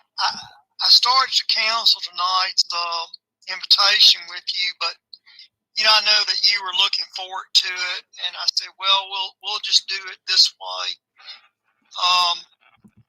But Dark Fleet is what she talked about. I think her name is Jessica as well. Jimmy, wait a second. I got to tell you something crazy. So the first time I remote viewed this, I get a blind target. So somebody just gives me a set of numbers, right? Some coordinates. And the first thing I wrote down for 3-Eye Atlas, that data was Dark Fleet. And I didn't even know what that meant. Well, Dark Fleet is the reptilian craft now. It's huge. Wow. They have weapons that are psychic weapons. Like I can sit on if you watch Star Wars where they're fighting out in deep space, and they're shooting lasers. I sat in this cockpit on the I sat in a chair on the side of the spacecraft, and I had a laser cannon. And you take this metal band, you put it on your head, and the laser operates by thought. And I could fire it, make it fire much faster than a reptilian could make it fire. Wow. But if you watch a lot of the old Star Wars movies where they're fighting out in space, that is very similar to what I was involved in with Dark Fleet. But very few humans were on that craft. It was mostly 20-foot tall reptilians, and they look horrible. They're draconian. What do they look like, Jimmy? Do they look like a crocodile or what? Well, I've never seen a good picture of them on the internet, so it's real hard to explain it. They're dark colored. They have skin similar to like the back of an alligator. They're about 20 foot tall. Dang. 17 to 20 foot tall, and they have claws. If the average, and I'm talking about even an MIB would be nervous around them. Okay. I mean, I never was nervous.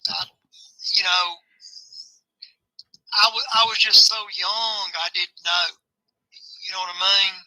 Yeah. I was just, oh, well, what species is this now? You know, because I've seen so many different species. But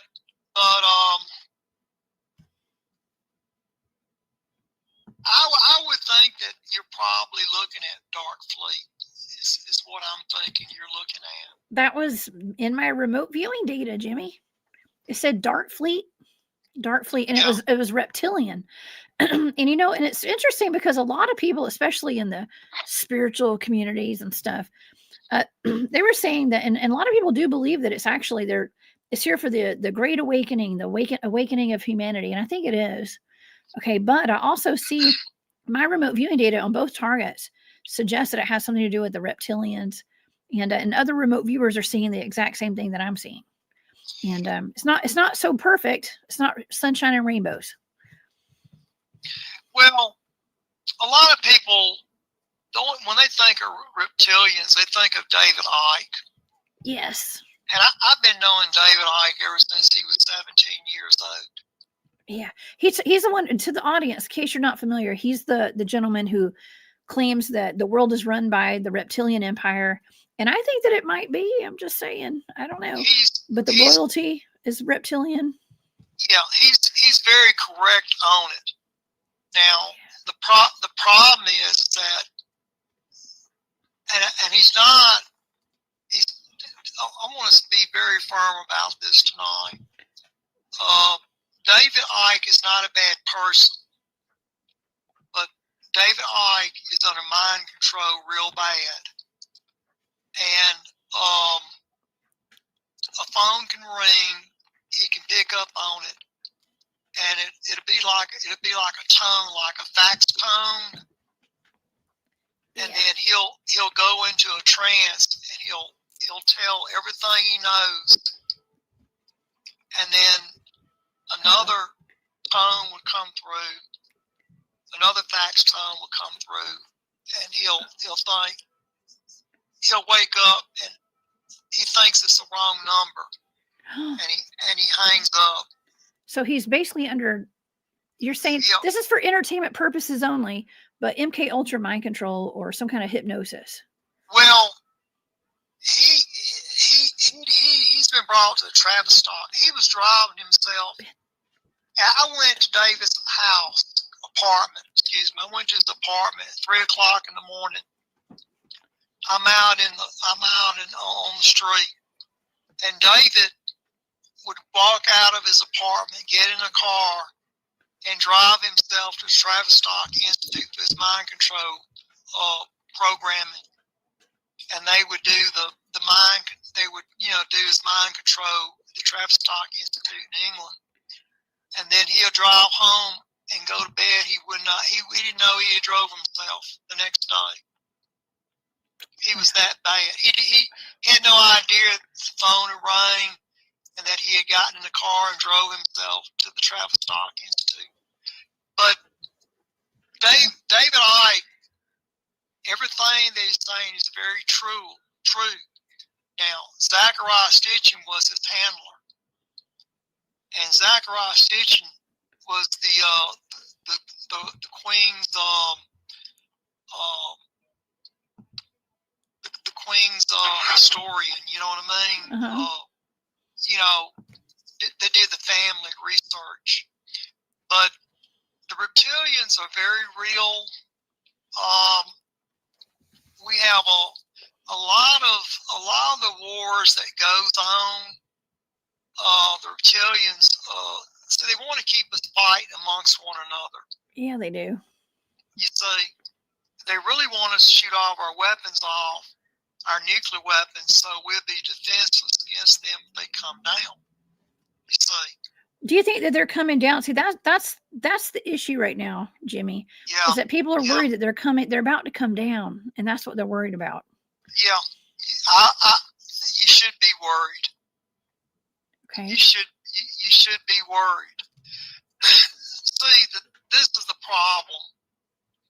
There's too many of us. We're hard to rule because there's so many of us. They want to lower the numbers down. Okay. That's what I hear, but yeah. Now, I don't know.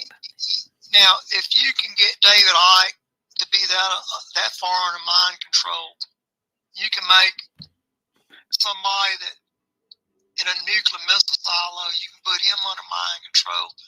He can go in there and turn the switch and fire a nuke off. Uh-oh. Yeah. We do have to worry about that, I guess. Well, wow. See, that was a problem we had at Camp Hero. We run simulations on nuclear wars, and we go in and change things around to keep it from happening. But it would always come back. You know what I mean? It's kind of like you throw a ball and you hit a wall, it's going to bounce back and come back to you. Yes. So every time we change something, we could throw it out the window, but it always come back to us. Okay, Jimmy. So let me ask you a question, because here we have this 3-eye atlas. There's a potential for reptilians potentially coming down. I just did a show yesterday on a potential figurative zombie apocalypse, and where I was telling the audience that it's important for us to get prepared for anything. Don't live in fear, but be aware that you need to have some supplies in case things happen, just in case. And here's my question to you, Jimmy. We're talking about werewolves tonight. Where do werewolves fit in with these? If this could be some kind of, even if it is a choreographed event for entertainment purposes only, okay? But if this is a choreographed event of some sort, it doesn't matter. If it's made to look like we are living in the end times, what role do werewolves play, and why does our government have them? Are they to work against the humans or to help humanity? I think that if it came down to it, the werewolves will defend the humans because they are human. They're a split between human and a werewolf. I believe the werewolves will protect humans as best as they can, but you have to look at something else. A 20-foot tall reptilian. I mean, it'll take a pack of wolves, but I believe they could take them down. Now, as far as the weapons, I don't know. I mean, I don't,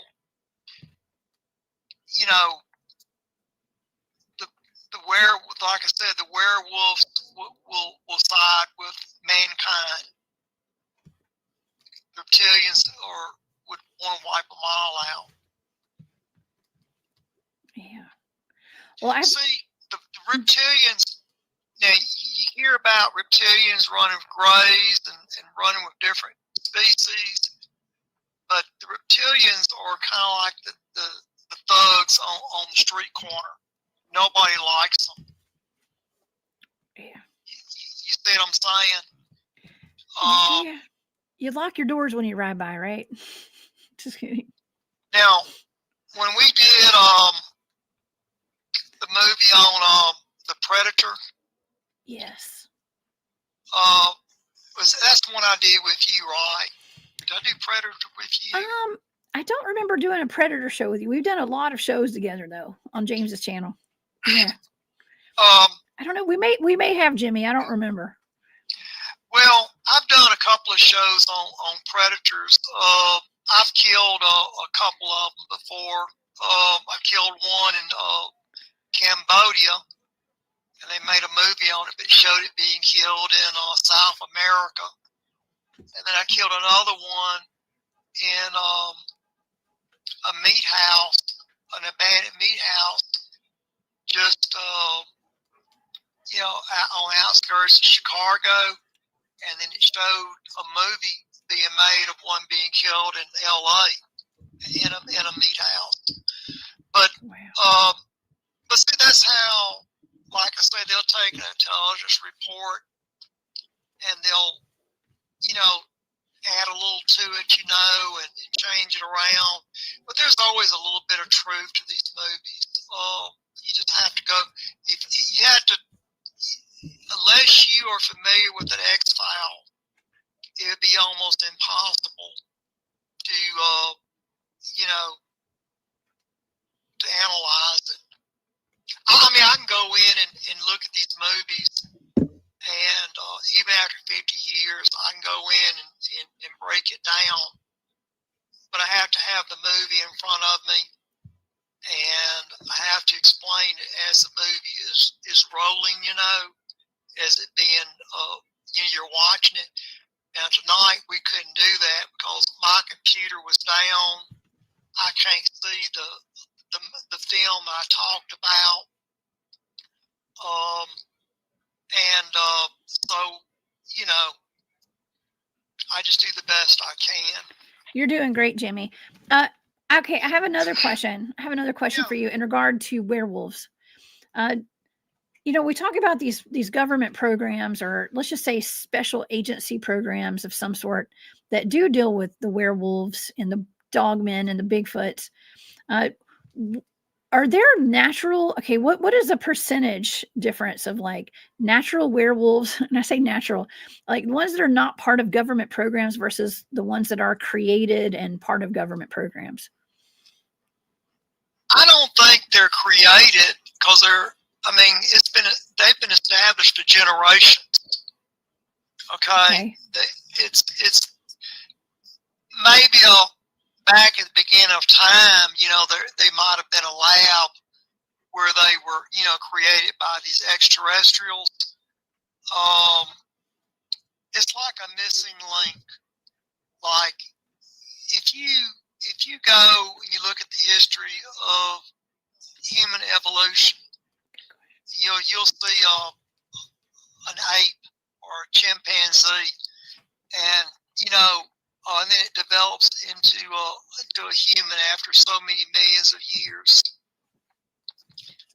All right, we can dig up skeletons and see that humans evolved from apes. Well, in there is a werewolf. Okay, somewhere in there, there's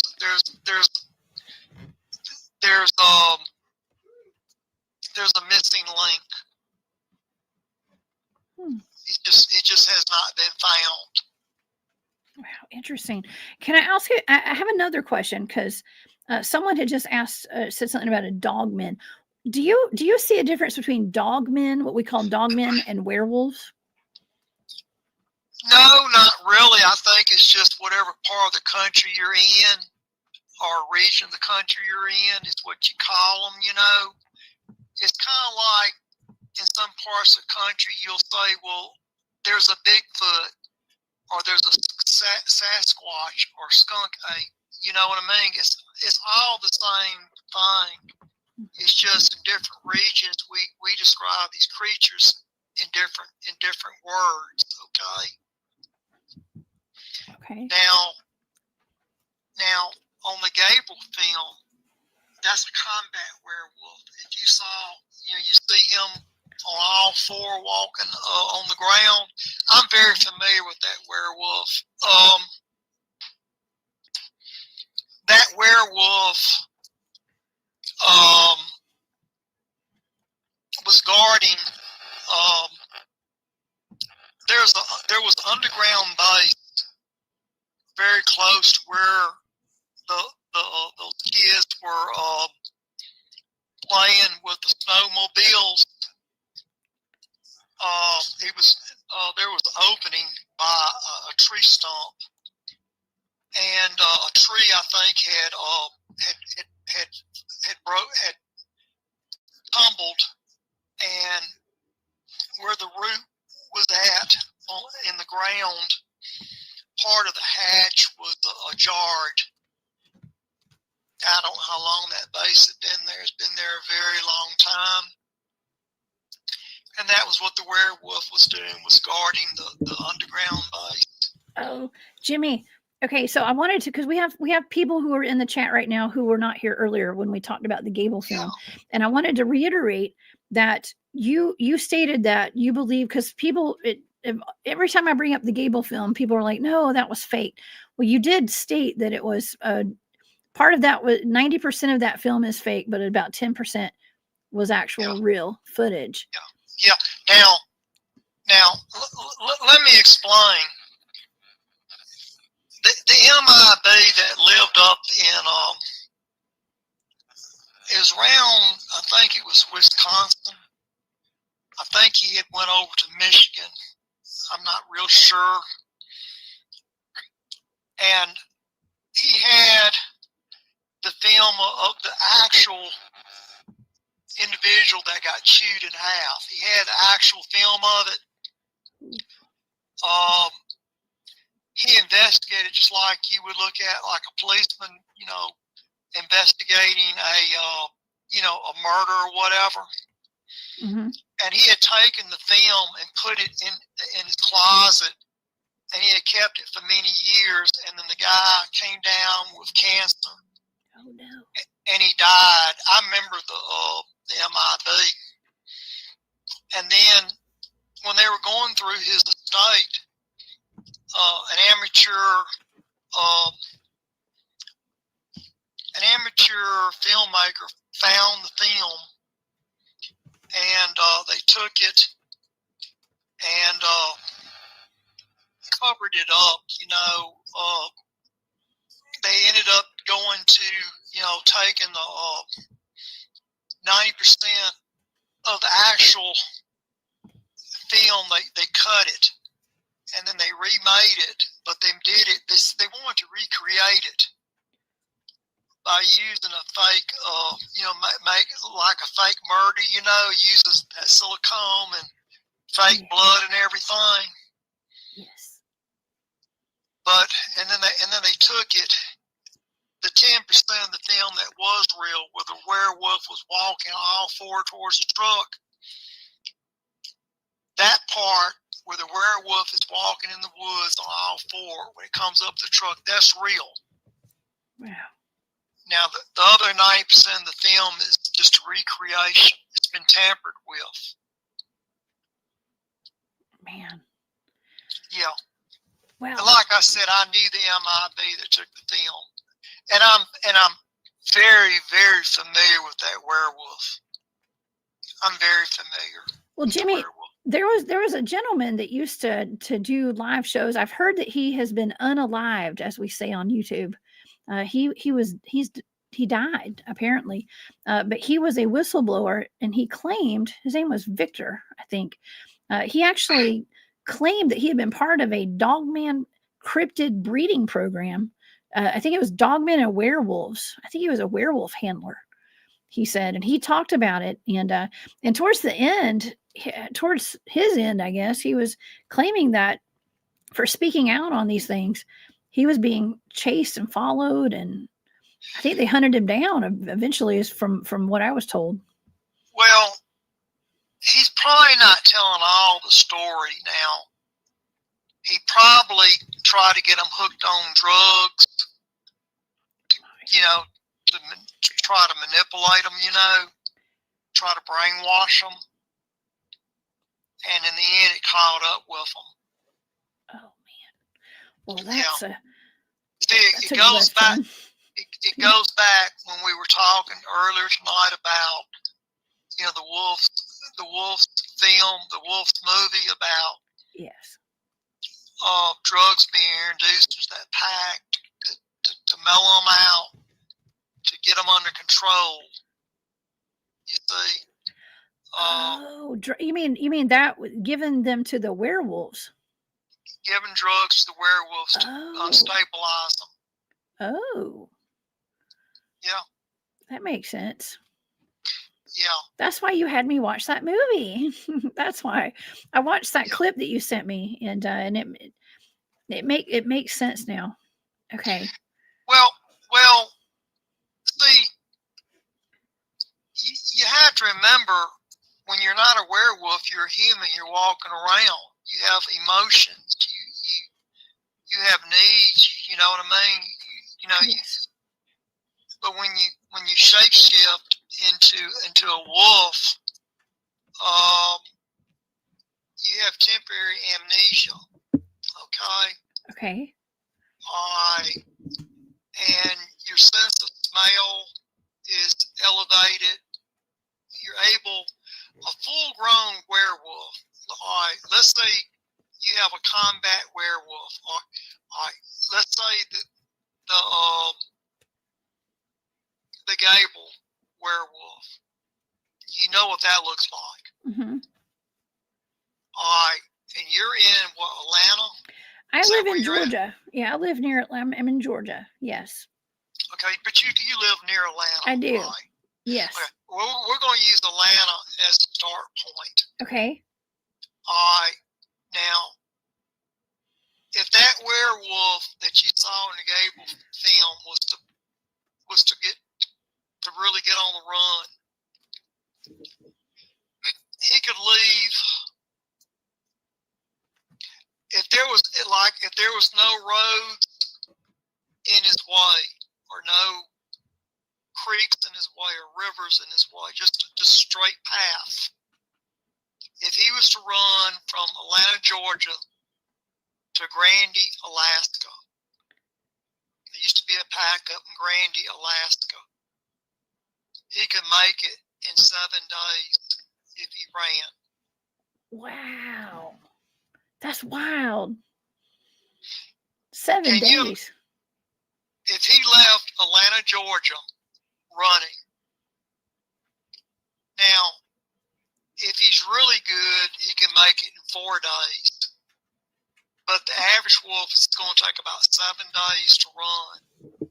But if the one that you saw in the Gable film, he can make it in 4. Oh my gosh. You know, I go out there and look for these things in the woods. I don't stand a chance if I run into one, do I? Do I, Jimmy? No. I know. Dang it. Like I said, it's kind of hard to believe that. Now, there was a young woman. Well, she's not young. I used to date her, Molly Harper. She was young once, Jimmy. Yeah. Yeah. Well, Molly went to Alaska, and she met. She talks about them. She's got a book out, How to Seduce a Naked Werewolf. And she writes steamy paranormal romance movies, you know. And of course, all these young female werewolves, you know, they buy her books. I'll buy it. Well, sign me up. I'm going to go buy that one. Well, I used to date Molly before she married, you know, and Molly used to work. She lived in the same town I lived in for about a year or two. and then she moved on. But I worked with Molly when I was at Senator Robert Byrd's office. She was assigned to work with me when I was at Senator Robert Byrd. That's when Kathy O'Brien was, in and out. I worked with Kathy O'Brien as well. But Molly writes about them all. Writes about the werewolves. I dated Molly's. Molly had a friend named Samson that lived in Grandy, Alaska, and Samson had a sister, and I dated his sister. She was a werewolf. Yeah. Oh my gosh. Where can I meet a werewolf, Jimmy? What if I wanted to date a werewolf? What would I do? Well, can I call you? Well, they're just like me or you. I mean, Okay. there's no difference. It's they shape shift.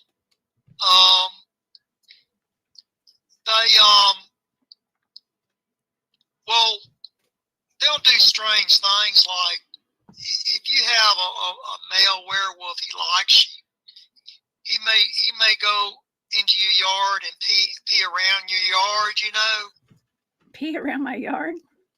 Yeah, he's marking his territory. That sounds like my son. I'm just kidding. Well, it's just that's how they are. That's how most men are, though, Jimmy. To be honest, let's be honest. Yeah, and I can remember going in Molly's apartment. Molly had an old couch. It's hard to get furniture in Alaska because it's real expensive to get furniture up there. But Molly had this old couch. I mean, it was beat up bad. And but Molly, had a slip cover she could put over the couch, where it wouldn't look so bad. And I remember one day I was over at Molly's apartment, and the werewolves come in. Samson came in with a couple of his other friends, and they sat down on the couch, and an old metal spring popped up, hit one of the werewolves in the butt. Oh my! And they all jumped up, and they, shape shifted, and they grabbed the couch with their snouts, and they all started tearing and pulling on the couch, and they pulled all the foam out, and all the matting, and pulled the springs out. I mean, just tore the whole couch to pieces. And Molly was just sitting in a chair, because see, Molly has multiple personality disorder, and but the next day, a truck backed up to the house, and they had a brand new couch. They bought her a brand new couch. They just, Well, they better. Shit, Yeah. they tore it up. I mean, it's just that, they liked her. I mean, but that was just their way of, having a dog day, you know what I mean? Yeah, well, they've got that instinct, that dog instinct. Yeah. Right. But like I said, there was a lot of foam and feathers and that, the matting material Oh yeah. all over the living room. But they had a great time tearing all the furniture up, and just like you have a dog, that tears your couch up. Well, these are a pack of werewolves. Oh my god. So maybe I shouldn't date a werewolf then. I like my couch. Well, like I said, they were very protective of her, and she could go out in the woods, and they'd be scared a bear would get her, and they would run out there and get beside her. One werewolf on one side, and werewolf on the other side, and escort her out, to try to protect her and everything. Jimmy, what are the odds of me getting a werewolf security team? I don't know. I mean, it depends on what part of the country you're in. I'm in Georgia. I'm right here. Who you know. I don't know you. anybody. I I know you. Huh? I know you. I know you can hook it up. I'm just Well, like I said, when I was at Area 51, I run into them all the time. You know, I got along with them. Of all the, I don't know if I would call a werewolf extraterrestrial, but of all the shapeshifters that I've come across, werewolves are the most easy and understanding ones they are. You know, they have some issues, but I always got along very well with them. Oh yeah. Well, I know I do too. The people who have contacted me who said that they are shape-shifting werewolves are good people. They really are. And speaking of good people, real quick, I'm going to take a quick commercial break, Jimmy. I want to thank my friend Larry Sharp out of Alabama for that wonderful super sticker. Thank you, Larry, for your support. He says, happy Thursday and happy Halloween Eve, y'all. Thank you, Larry. What are you dressing up like, Larry, for, I was going to say Christmas. Halloween. What are you dressing up like for Halloween, Larry? I want to know. If you're still in the chat, let me know. And also, Shadow Moon says, the wolf will come to you. I don't have to go looking for a wolf. The wolf will come to me. Okay. And that's good to know. I guess it's good and bad. It's good and bad. Because I am out there. Jimmy, should I be out in the woods looking for werewolves and dogmen? I don't see why you shouldn't. I mean, I shouldn't. But you're more likely to run across them in town. You know what I mean? Wow. Yeah. Really? Look. It could be your homecoming cheerleader. She could be a werewolf. It could be your just the average football player, or you know, the kid that throws your paper in your yard. You know, your newspaper. They live across different parts of the country, but they're required to, or at least the ones that I knew of, were required to show up at Area 51. They had to be barcoded. Mm-hmm. Now this is kind of interesting. A lot of the werewolves don't know they're barcoded. A lot of them don't know that. Yeah. Now. Well, I've heard that they are chipped and collared or have some sort of a GPS tracking device in them, and some of them wear vests and they can be controlled, and it's almost like a shock vest or a shock collar kind of a thing. I've heard that with the werewolves and the dogmen. Well, and I'm talking in the old days. Old days. Okay. They were barcoded. Well, even the Montauk boys are barcoded. But all the secret space, a lot of people in the secret space program don't know they're barcoded. Now, I could go to Area 51 and I would stick my arm out, and there's a scanner like you see at a grocery store. You know, it's not the same type of scanner. It's a different type of a light that comes out of it. But there's a special light at Area 51, and I can stick my arm out, and there's a barcode about a foot long on the side of my arm. But if I pull my arm out from the bar scanner, it's invisible. You can't see it. I mean, yeah, it only show up underneath a light.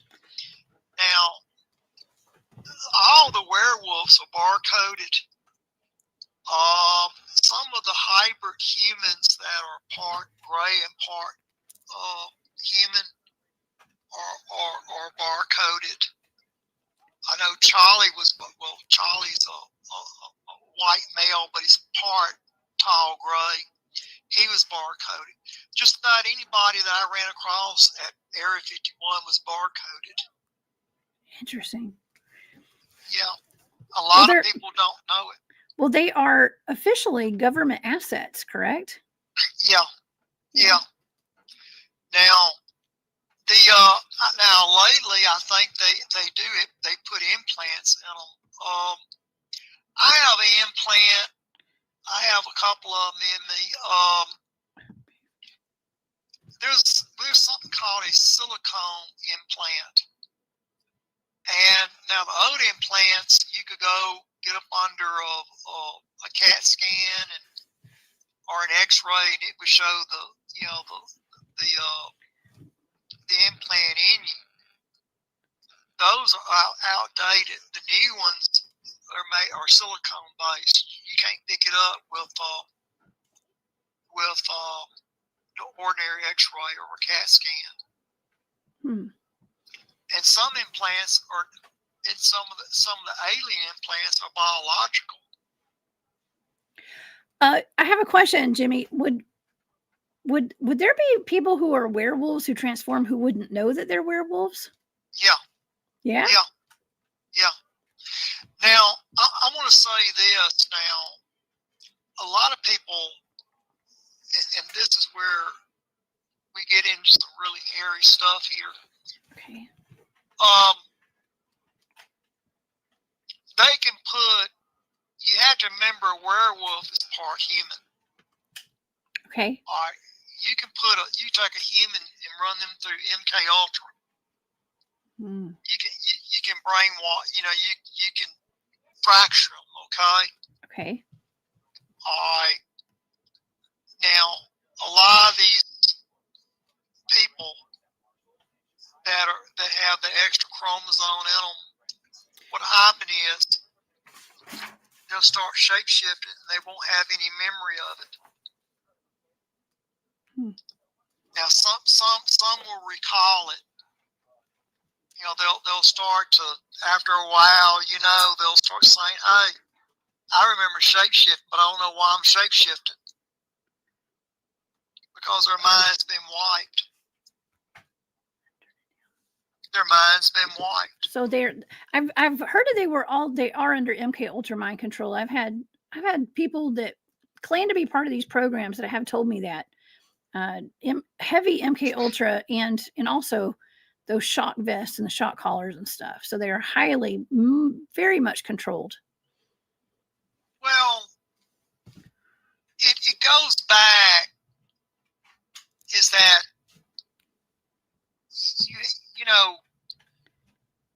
because you can travel through the Van Allen radiation belt, that's why the government is interested in the werewolves. And another thing is that, like I said, if you can take off from Atlanta, Georgia, and make it all the way to Grandy, Alaska, in 7 days, that's a super soldier. You see what I'm saying? Super soldier, weaponized for sure. Yeah. Suppose you had 10,000 soldiers, and they're all marching down Pennsylvania Avenue, and then they all shapeshift into werewolves. Oh my God. And we're able to run from the East Coast to the West Coast. Oof. I mean, you know what I mean? Humanity doesn't stand a chance against these things, though. I mean, really, if the government or whoever's in charge of these things decides to unleash them upon the population of citizens here, what do we stand a chance? Well, first of all, the werewolves are on our side. Okay. I mean, you have to remember they're humans. They're just they just have an extra chromosome. And they know what's going on. Well, some don't. Some don't know what's going on. Some don't know that they're being used. Wow. Now, just like we were talking about earlier tonight about in the movie Wolves, they had to introduce drugs into that pack to destabilize them. Okay. So drugs can have an effect on anyone. Okay. Yeah, they can. But if like I said, if I had a difference between an extraterrestrial and a werewolf, I go with werewolf and extraterrestrial, because you don't know where the extraterrestrial's coming from. You don't know what planet they're coming from. Some extraterrestrials are childlike. They're harmless. Okay? But some have a much darker reason for being here. street in New York City, everybody you meet has a different personality. Every extraterrestrial you meet is going to have a different personality. But when you come to the werewolves, you're looking at a human that shares your culture. It's just when they shapeshift, that they are a wolf, but they'll eventually shapeshift back into a human form. And they can protect us against the bad reptilians. Yeah. We need them. It's kind of like a king snake. You need a king snake. They're scary, but they'll get the poisonous snakes. Okay, so we need them. Okay, they'll protect us. Well, the human race right now, we're being colonized. We just don't realize it. Let me ask you something, Jessica. Okay. Now, when you were a little girl, when you walked outside and you looked up at the night sky, you saw stars, right? Yes, all the time. Do you remember seeing, when you do it lately, do you see that many stars? Only when I'm out in the middle of nowhere doing my Bigfoot and Dogman research. I do then, but not now where I live. Well, it used to be you could see a lot more stars than you do now. Yes. I still see stars, but back in the 60s, you could really see stars. But we've got so much, pollution and light, you just can't see it like you did back in the 60s. You know what I mean? Yes. But we shouldn't be, like I said, you take all the werewolf movies and just throw them in the garbage can, and throw all the books in the garbage can as well, because there's a stigma attached to this, and they use that they'll say, well, you're cursed, you can shapeshift, and you're just bad, That's just psychological control they try to have over these people to influence them. Jimmy, I'm actually a shapeshifter tonight. I'm Spearfinger for Halloween, and she is one of the more famous, the better known Cherokee shapeshifting legends out of the Appalachian Mountains. So, but just saying. Now I want to say this. Now, when I was with the Paiute Native Americans, when I was out of Area 51. Mm-hmm.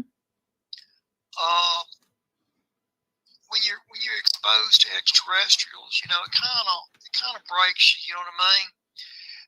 But it shatters you.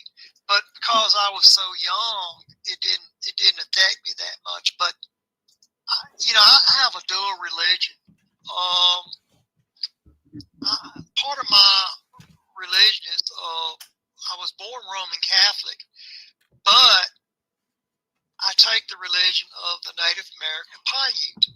So I have a dual religion. But getting back to the Native American Paiute,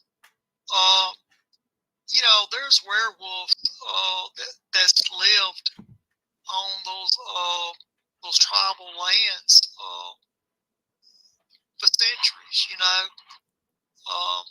Indians accept it easier than the average person, because they understand it more easy. But getting back to your Cherokee, they probably accept it much easier. Oh yeah. Yes. Well, I know. I was joking with James about not eating his liver. She's also a menace, though. Okay, she's a menace to children and people that are lost in the woods, because she will go and eat their livers. Okay, too. So, got to be careful. I'm not saying I will, but she will. Now, speaking of a witch, there was a report. It came down in I think it was Mexico, back many years back, of a Mexican policeman encountering a witch, and it was showing a film on YouTube of a witch levitating through the sky. Ooh, now, fun. I happen to know that humanoid. Yeah. And Yeah, it was a humanoid, and she would wear a robe. It was the same one. She got after me one time, and it chased me down the street at Area 51. But she was staying up in a cliff down in Mexico. Had a cave on a cliff, and the policeman was in the area and disturbed her, and she chased him. I chase him too with my finger, my spear finger. Yeah. Yes, I can actually say I knew a witch one time, but it was a humanoid. Yeah. Gosh, that's wild. Jimmy, you are so fun to talk to. I mean, we talk about some really just kind of dark, wild, fun stuff. I mean, I love it. To me, it's fun. But man, I could talk to you all night. I really could. But well, I'm not going to keep you here all night. Is what I'm trying to get at. Well, see, the thing is, yeah, people want to go out and write a book and go on a tour and everything, and I'm not like that. You know what I mean? Right. You know, I've done this all my life from a time I was a little boy. So nothing excites me. Nothing at all excites me. I've seen so many different type of extraterrestrials that I lose count. The different types of life. There's just too many. I can't count them all. They're that many that I've come across. I've interacted with them. I've been around werewolves. I've been around vampires. I've been around reptilians. I've been around,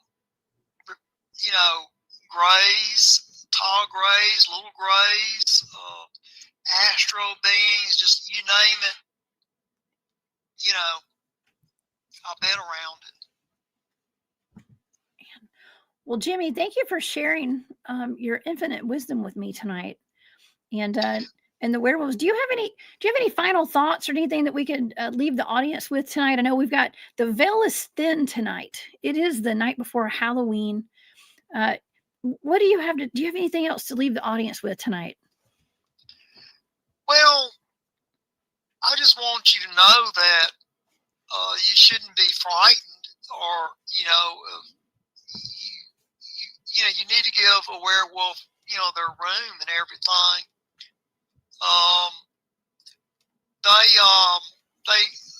They keep to themselves, and when they shape shift back into the human form, they'll walk amongst you.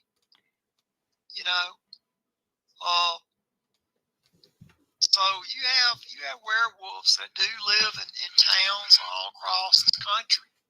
There may not be that many of them, but they do live. And unlike New Orleans, I mean, they're scared. I mean, they're scattered out. Where vampires are not really scattered out, but werewolves are scattered out. And werewolves do not like vampires at all. Oh. We kind of clump them together, though. When we talk about werewolves, we always talk about vampires. Well, we do, but they're two separate, distinct groups. They don't have anything to do with one another. See, it goes back to you're watching TV, you watch these movies about vampires and werewolves, and like I said, you take everything and you just put it in a trash can. It's nothing like that. It's not like it. So none of the movies really that we see are really what the truth is behind it. There hadn't been a really good movie producer to do it right. You would have to get a movie producer to go to Area 51, and not to doctor it up. See, it goes back to say Steven Spielberg when he filmed Ewok. See, he was more worried about making millions and millions and millions of dollars off of a make-believe movie. See, how much money money you think he would have made if he'd just filmed a real Ewok? He wouldn't have made anything.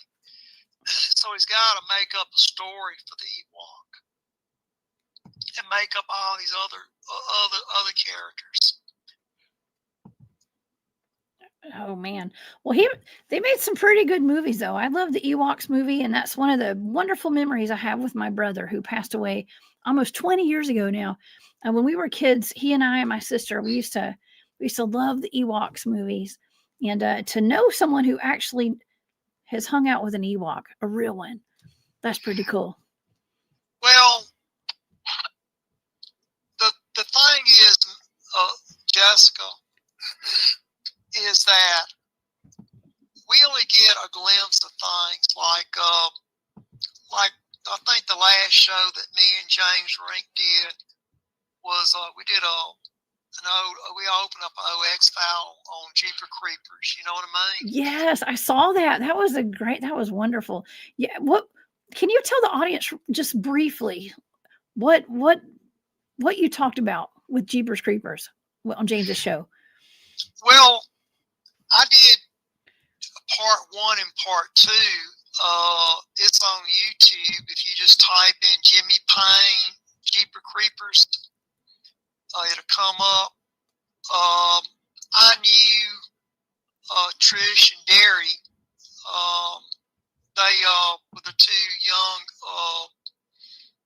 teenagers that was came across the old church with the dead bodies in it, and then I did a part 2 to it where the creeper was acting like a scarecrow out in a cornfield, and it attacked a 10-year-old boy whose father was an MIB, and me and the father went out, and I was in the school bus, and I helped kill the creeper. Oh my Yeah. God. Yeah, I killed him. I stuck him. I had a boot knife, and I stuck him in his liver. Killed Did him. someone say liver? I'm just kidding. Yeah. Well, he was eating the liver of the victims. That's horrible. That- That's yeah. a true story. Good Yeah. grief. Yeah. Yeah, he was going out into the Bermuda Triangle and was raiding ships. And I killed him in 73. So since 1973, the Bermuda Triangle's been very quiet. Oh You my understand God. what- Yeah. Jimmy, we have a question in the audience. How long do werewolves live? About the lifespan of an average human, because you have to Okay. remember he is part human. He or she is part human. So about the same lifespan as a human. So Yeah. that's interesting to know. What about Bigfoots? Do you know about Bigfoots? Like how long do they live? I would say probably 70 years, maybe.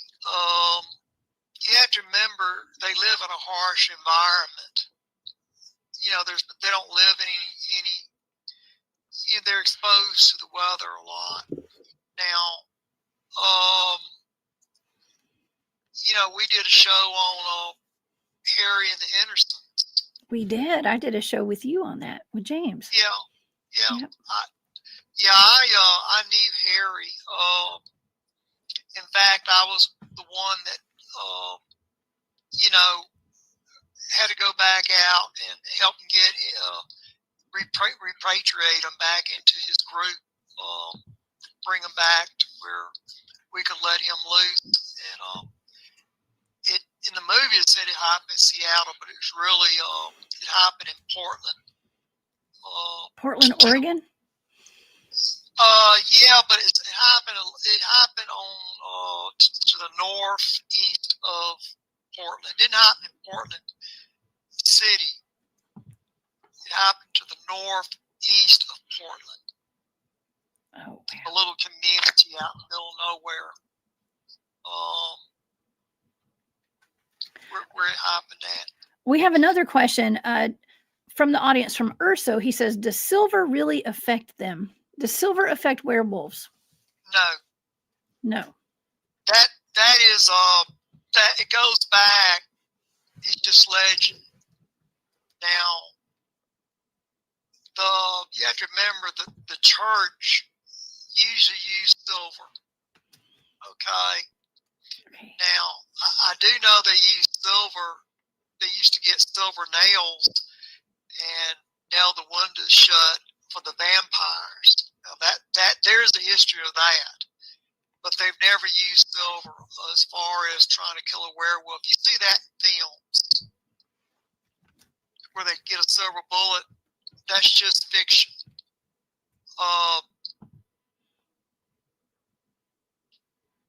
You got a regular bullet would kill a werewolf. A 50 cal probably would, for sure. Yeah. So they're not bulletproof. Well, they're biological. Yeah. Now,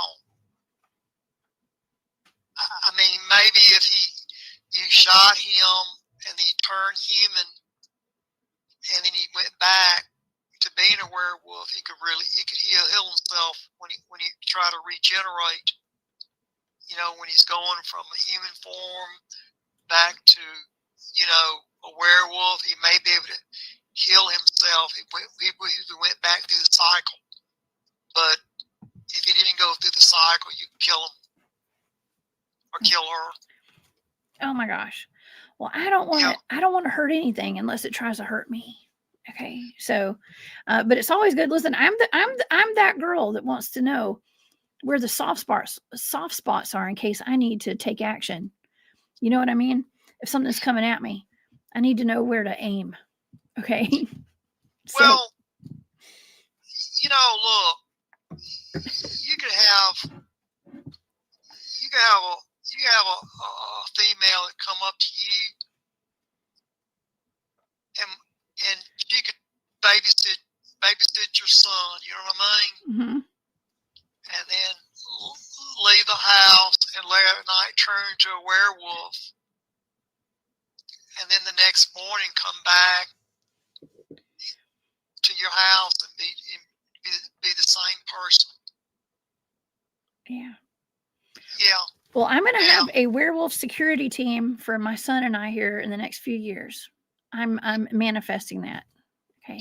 Well, so, I'll put it this way: if you had one, you'd be very well guarded. I would be. I need that. I'm tired of having to always watch my back by myself. Okay. I'm tired. I'm getting tired. I need my werewolf security team.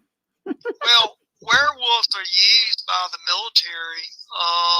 They send them on covert missions. You know, there's just not that many of them, but they do study them. You know, they do barcode them. And once you get in those programs, they'll use you, and but you never really get out of those programs. You know what I mean? Yeah. Blood in, blood out. Yeah. Just saying. Yeah, Jimmy, we have one last question tonight. Okay, one last question from Wendy. Wendy's a fan of yours. Thank you for being here, Wendy. Wendy says, what are Jimmy's thoughts on Halloween night and the satanic sacrifices? Is that really happening? Yeah. Now, I knew a woman, she went by the name Arizona Wilder. Her real name was Jennifer Keeley. But I knew Jennifer, or should I say Arizona. I've been knowing her since she was about 5 or 6 years old. That's when she showed up at Area 51 the same time I did. And when I was getting my barcode, they were barcoding her. And she had a telekinesis.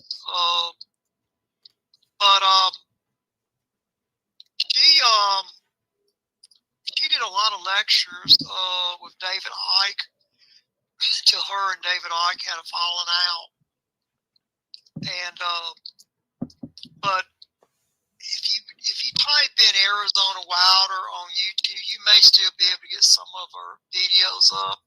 If not, you can go on like Google and type in Arizona Wilder Mother Goddess, and she does a lot of talk about that. Yeah, tomorrow night there will be sacrifices, unfortunately, and that's for like these sick people. They're into Satanism, or either Church of Satan, or one of those cults, you know. Yeah. Every time, actually, every time there's a new moon, there's a sacrifice. They make it look like an accident or a random killing, you know. Yeah. Yeah, it's one of the down things of being a former MIB. I know about all of that. Now Ted Gunnison, he's deceased now. He used to be an FBI director up in Memphis, Tennessee. That's just north of where I live at. And he was all into that to the cult, you know. Now I think it was his wife was he rescued her from Church of Satan or one of those cults, and he married her. But he got to know all those people very well, and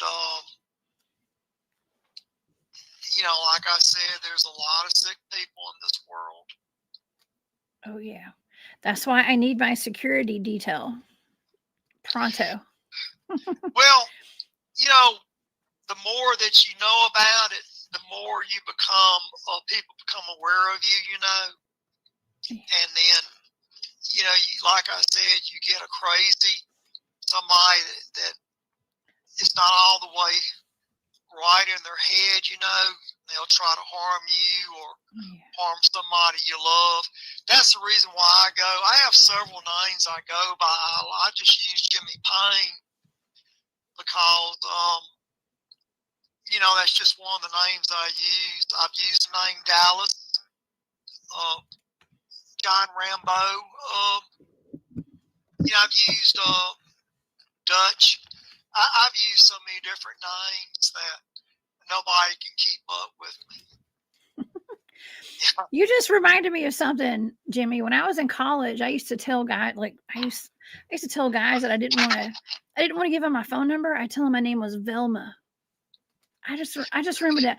I've only been known as Jessica my whole life for the most part. Tonight I'm Spearfinger. Okay, but I just remembered that. You have a lot of aliases, Jimmy. You have a lot. Well, when I worked at Area 51,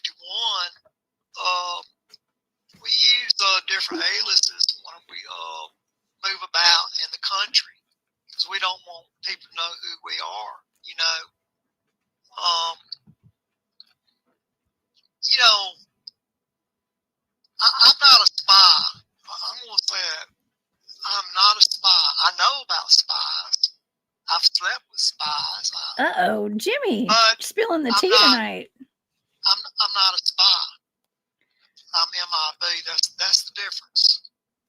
And see, MIB can't spy on the public. Only thing MIB does is work inside the industrial park. Now, there'd be times I would go outside the industrial park, the military industrial park.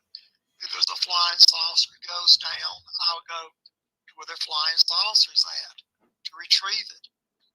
Or if there's a Bigfoot or a werewolf or a vampire, I have to go out there and haul one of them back, you know.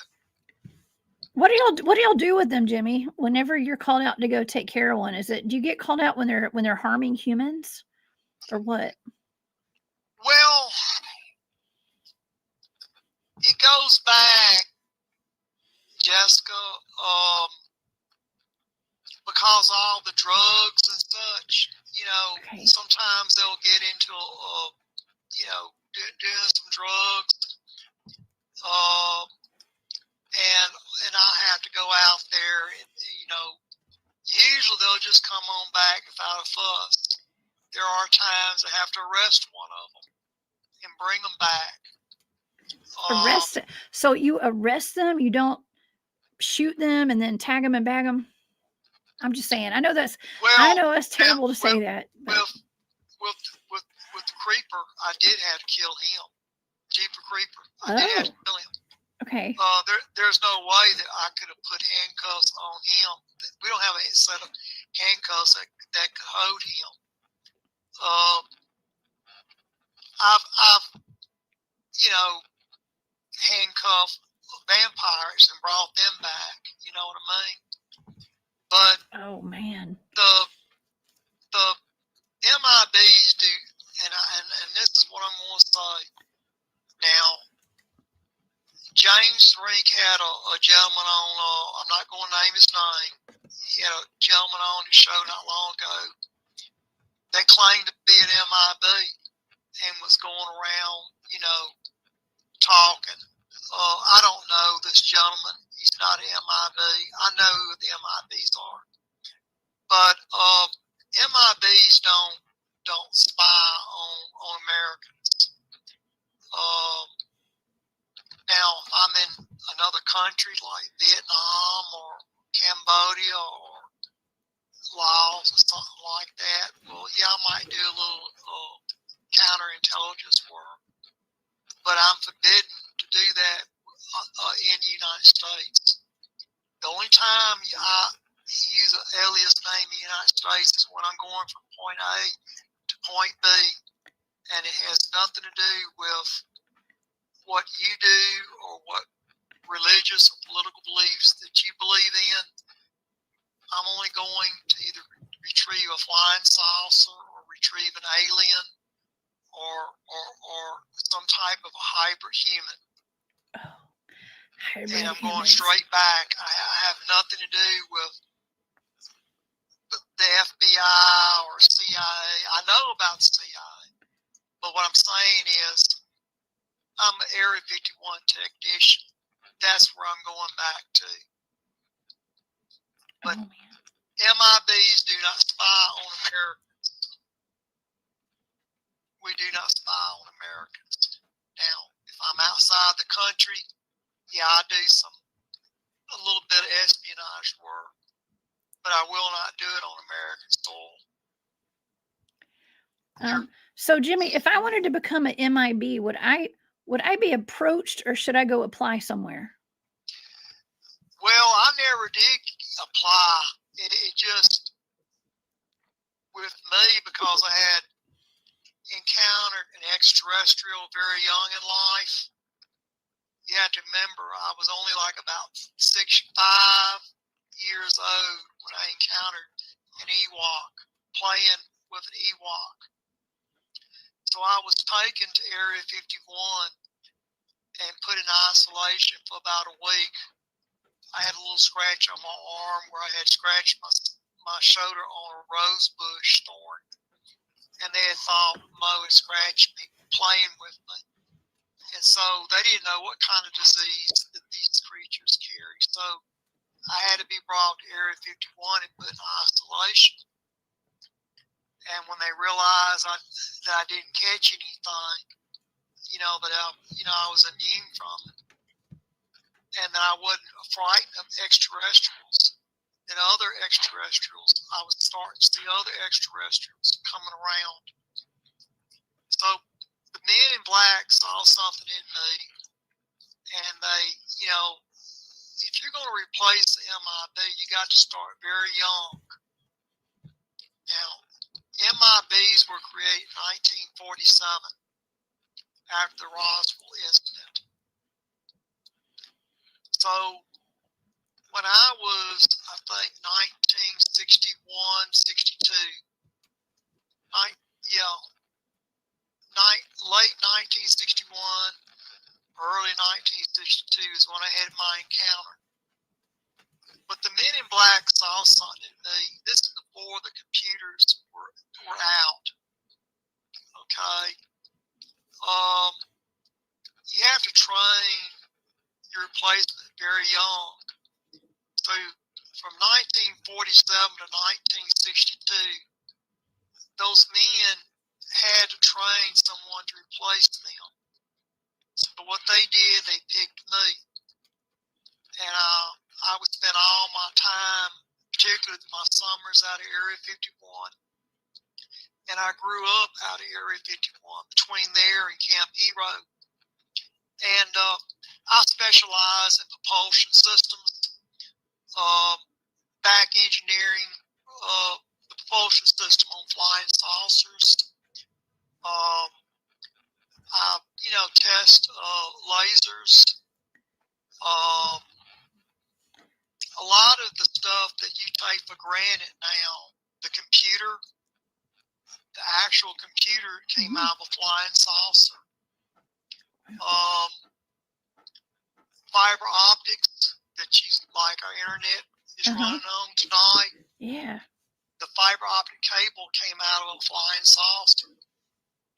Okay, we back engineer that.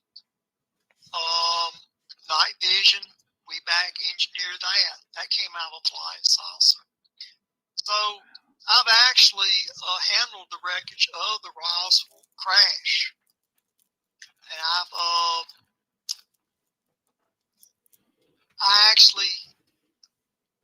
there was one extraterrestrial that lived out of the 1947 crash. That's Sweetie. So I know Sweetie. But what I'm trying to say is that I grew up as an MIB. I have no need to go on TV or to get up in front of an auditorium and say, hey, I'm MIB. I don't need to do that. You'll never see my face on Super Soldiers. You'll never see my face on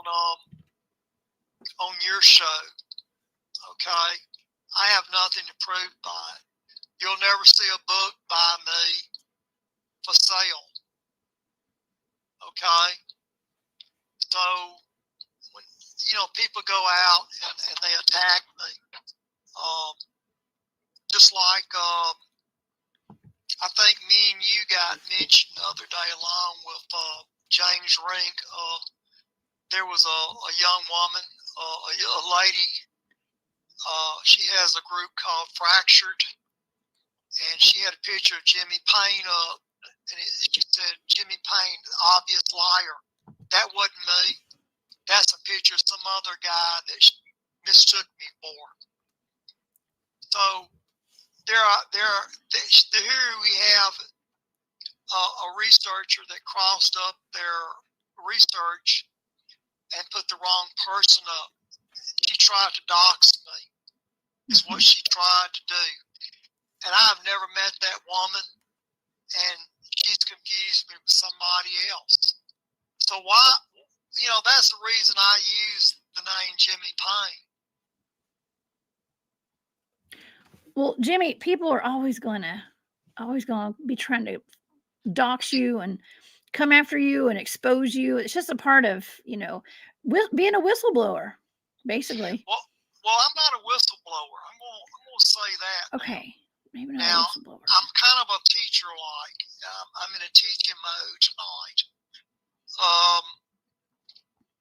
One of the reasons I kind of keep a very low profile is when I was very young, I got captured in South Vietnam. I used to be a courier, carrying messages from the palace of South Vietnam to the palace in Laos, to the king in Laos. Very cool. And then I would carry a message back to the White House. Well, I got captured when I was little, and me and my intelligence officer, they hung him. But they would take me when I was in Hanoi,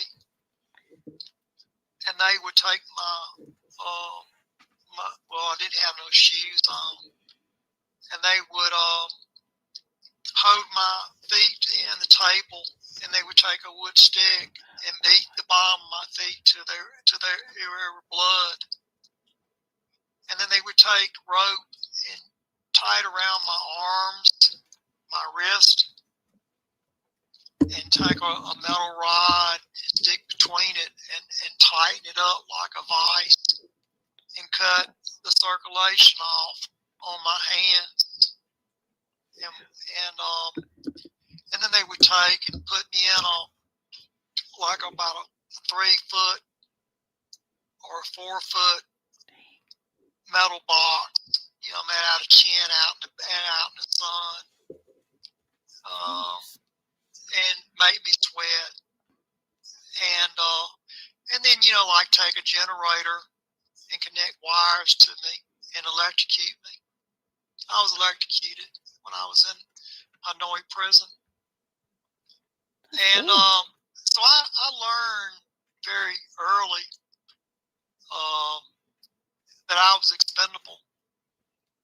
So I take it kind of seriously when someone tries to dox Jimmy Paine. Yeah. And that's what this researcher did. She mistook me for somebody else and put another person's picture up. And she was listening in on me, you, and James talk. And the name of the website is Fractured. For entertainment purposes only. Huh? I always say for entertainment purposes only. Okay, so I don't know. I'm sorry that happened, Jimmy. You know what? I have people that are always coming at me, and I personally just have to ignore it. That's what I do. But see, in your case, you are a very private person, and so that's not okay. It's not. Well, and I got your back, Jimmy. She went after all 3 of us. I don't know if it. She went after you. She went after you. She went after James. She went after Mary Beaver, and then she threw me in there. Oh dang! You know, I got a lot of people that come after me, Jimmy. Okay. But I can't understand. She's just on the list, I guess. Why would she be mad at you? Is what I can't understand. Because I'm too cool for school. That's why. Because I'm friends with Jimmy Paine. If you're out there talking about werewolves and vampires and Bigfoots and such, what is that? How did you step on her toes? That's what I'm trying to say. What is it? No problem. I have no idea. You see what I'm saying? Yeah, it doesn't matter. But like I said, when I do talk, people are free to listen in. If you're doing some research on a Bigfoot or a werewolf or an extraterrestrial, I don't mind talking about my past experiences. I don't go to any support groups because I don't belong to none of them. I'm not in need of going to anything like that. Now there's people on Super Soldiers that go there for Soul Survivors. But I'm just more or less telling them, hey, these things happen, and yeah, you saw an alien or whatever, and get over it. You're not alone, and you don't need to run out and try to tell the world. Who cares if there's an alien? You know what I mean? Who cares? I mean, yeah, they're real, but why would somebody want to go out and get into a room with 500 people and talk about their experiences? You see it all the time at these UFO conferences, and then they want to sell a book. You know what I mean? Well, yeah. So you wrote a book. You know what I mean? Hey, ChatGPT can write a book, Jimmy. I'm just saying. Computers write books now. Well, yeah. I'm not, no shade, y'all. No shade to anybody who had ChatGPT write your books. Don't come at me. Okay. It's okay. I'm just saying. But I get more out of these sessions tonight that like me and you are talking. But I would never pay somebody. I mean, who would want to pay money to read a book? You know what I mean? I mean, there ain't nothing that's out there I have not seen. Jimmy, I love you. You're too cool, man. You're right. I agree with you with a lot of this, but yes. But see, on your end, you're trying to teach people about these creatures. Yeah, well, yeah, I'm trying to share my knowledge and my research and bring people like you on just to enlighten people to what's really out there. That's all I'm doing. And I'm having fun. Well, see, that's what it goes back to. You're trying to teach, and then you're being attacked. Oh, yeah, all the time. But for trying to teach. Mm-hmm. Well, I was trying to teach, but I wasn't trying to sell a book or get somebody to hand me any money. But I was attacked by this woman from this group called Fractured. Oh my gosh! And like I said, name anymore. you either believe in a werewolf or you don't. You know, I'm not going to go out and try to pour the knowledge in you. If you've encountered a werewolf, yeah, they're real, you know, and they're rare, but they're real. They're rare, but they're real, y'all. And I think that's a wonderful place to end the show tonight, y'all. I know we have gone 3 hours tonight. This has been the longest Thursday night show, and I love it. And this was our Halloween special, Jimmy, tonight. And I think that we covered some wonderful topics. And Maureen, my friend Maureen, has put up on the screen where to find the movie Wolves for free online. Go to 123movies.com. You can find that movie for free there. And somebody earlier, I think Steve Wolf or somebody had said Amazon Prime, I think, had it, or one of those groups had it for free, one of those websites. So y'all go check out that movie after the show tonight. If you're not already in bed, you can watch it for Halloween tomorrow. Okay. And Jimmy, we had one more question. I know I said one last question a while ago, but do you know Bob? Do you know Bob Lazar? I used to work out there when Bob got in trouble. Okay. In fact, that was one of my sub bases out there at Papoose Lake. I was out there when Bob got in trouble. In fact, I was there when they arrested Bob. Oh my gosh.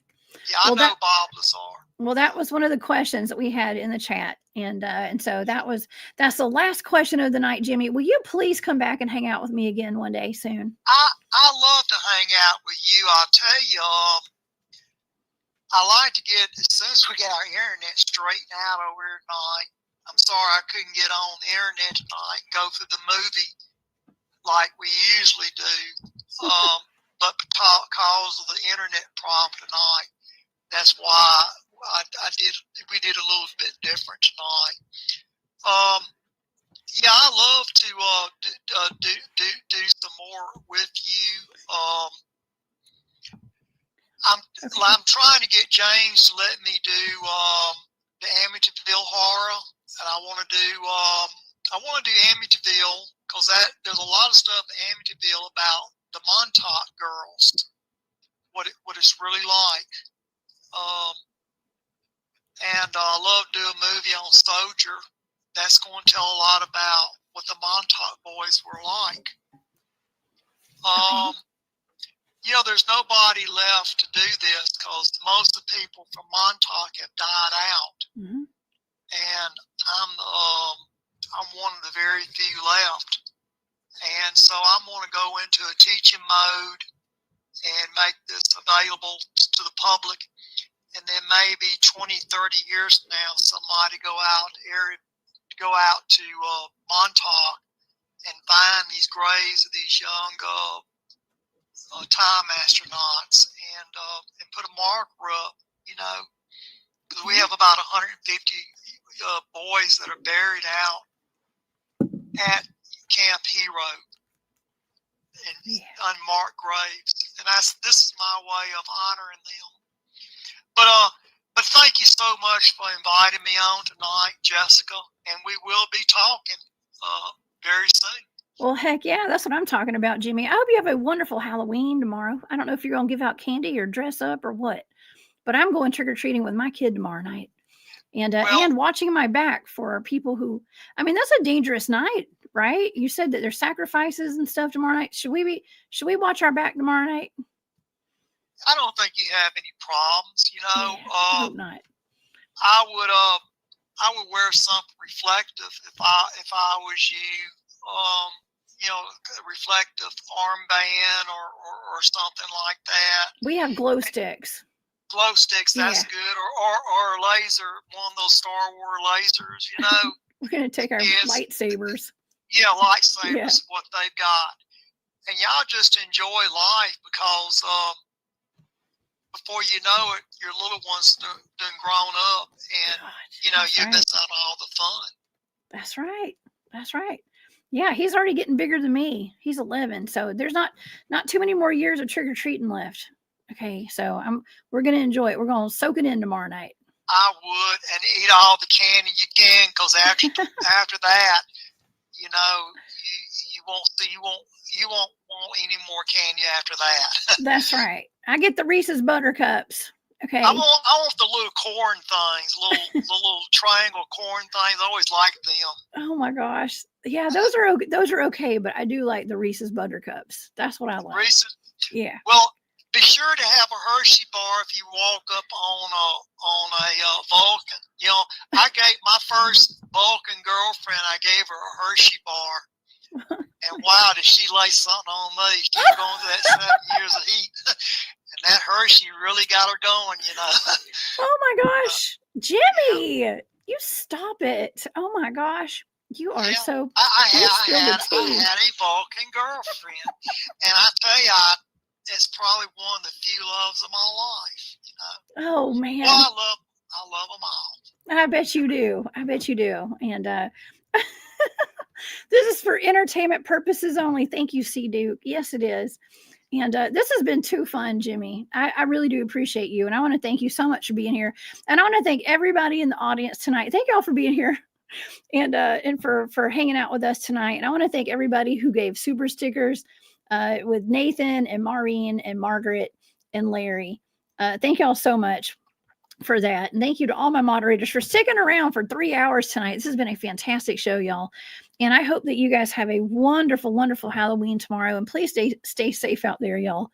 And I will, I'll be out doing my our trick-or-treating tomorrow night. And thank you, Cryptidville. Hey, Jimmy, Cryptidville says, let's see what Cryptidville says. Jimmy is the studmeister, he said. You're a studmeister, Jimmy. And so I appreciate that, Cryptidville. Thank you for being here. And you guys, please stay safe out there. Come back and see me on Saturday night. I will be here on the hunt at 10 p.m. Eastern. And I'm sending all my love and light to all you guys out there. And like I said, stay safe. I'll see you back here on Saturday. All right, y'all. Please keep your head on a swivel. Protect your neck and watch your six.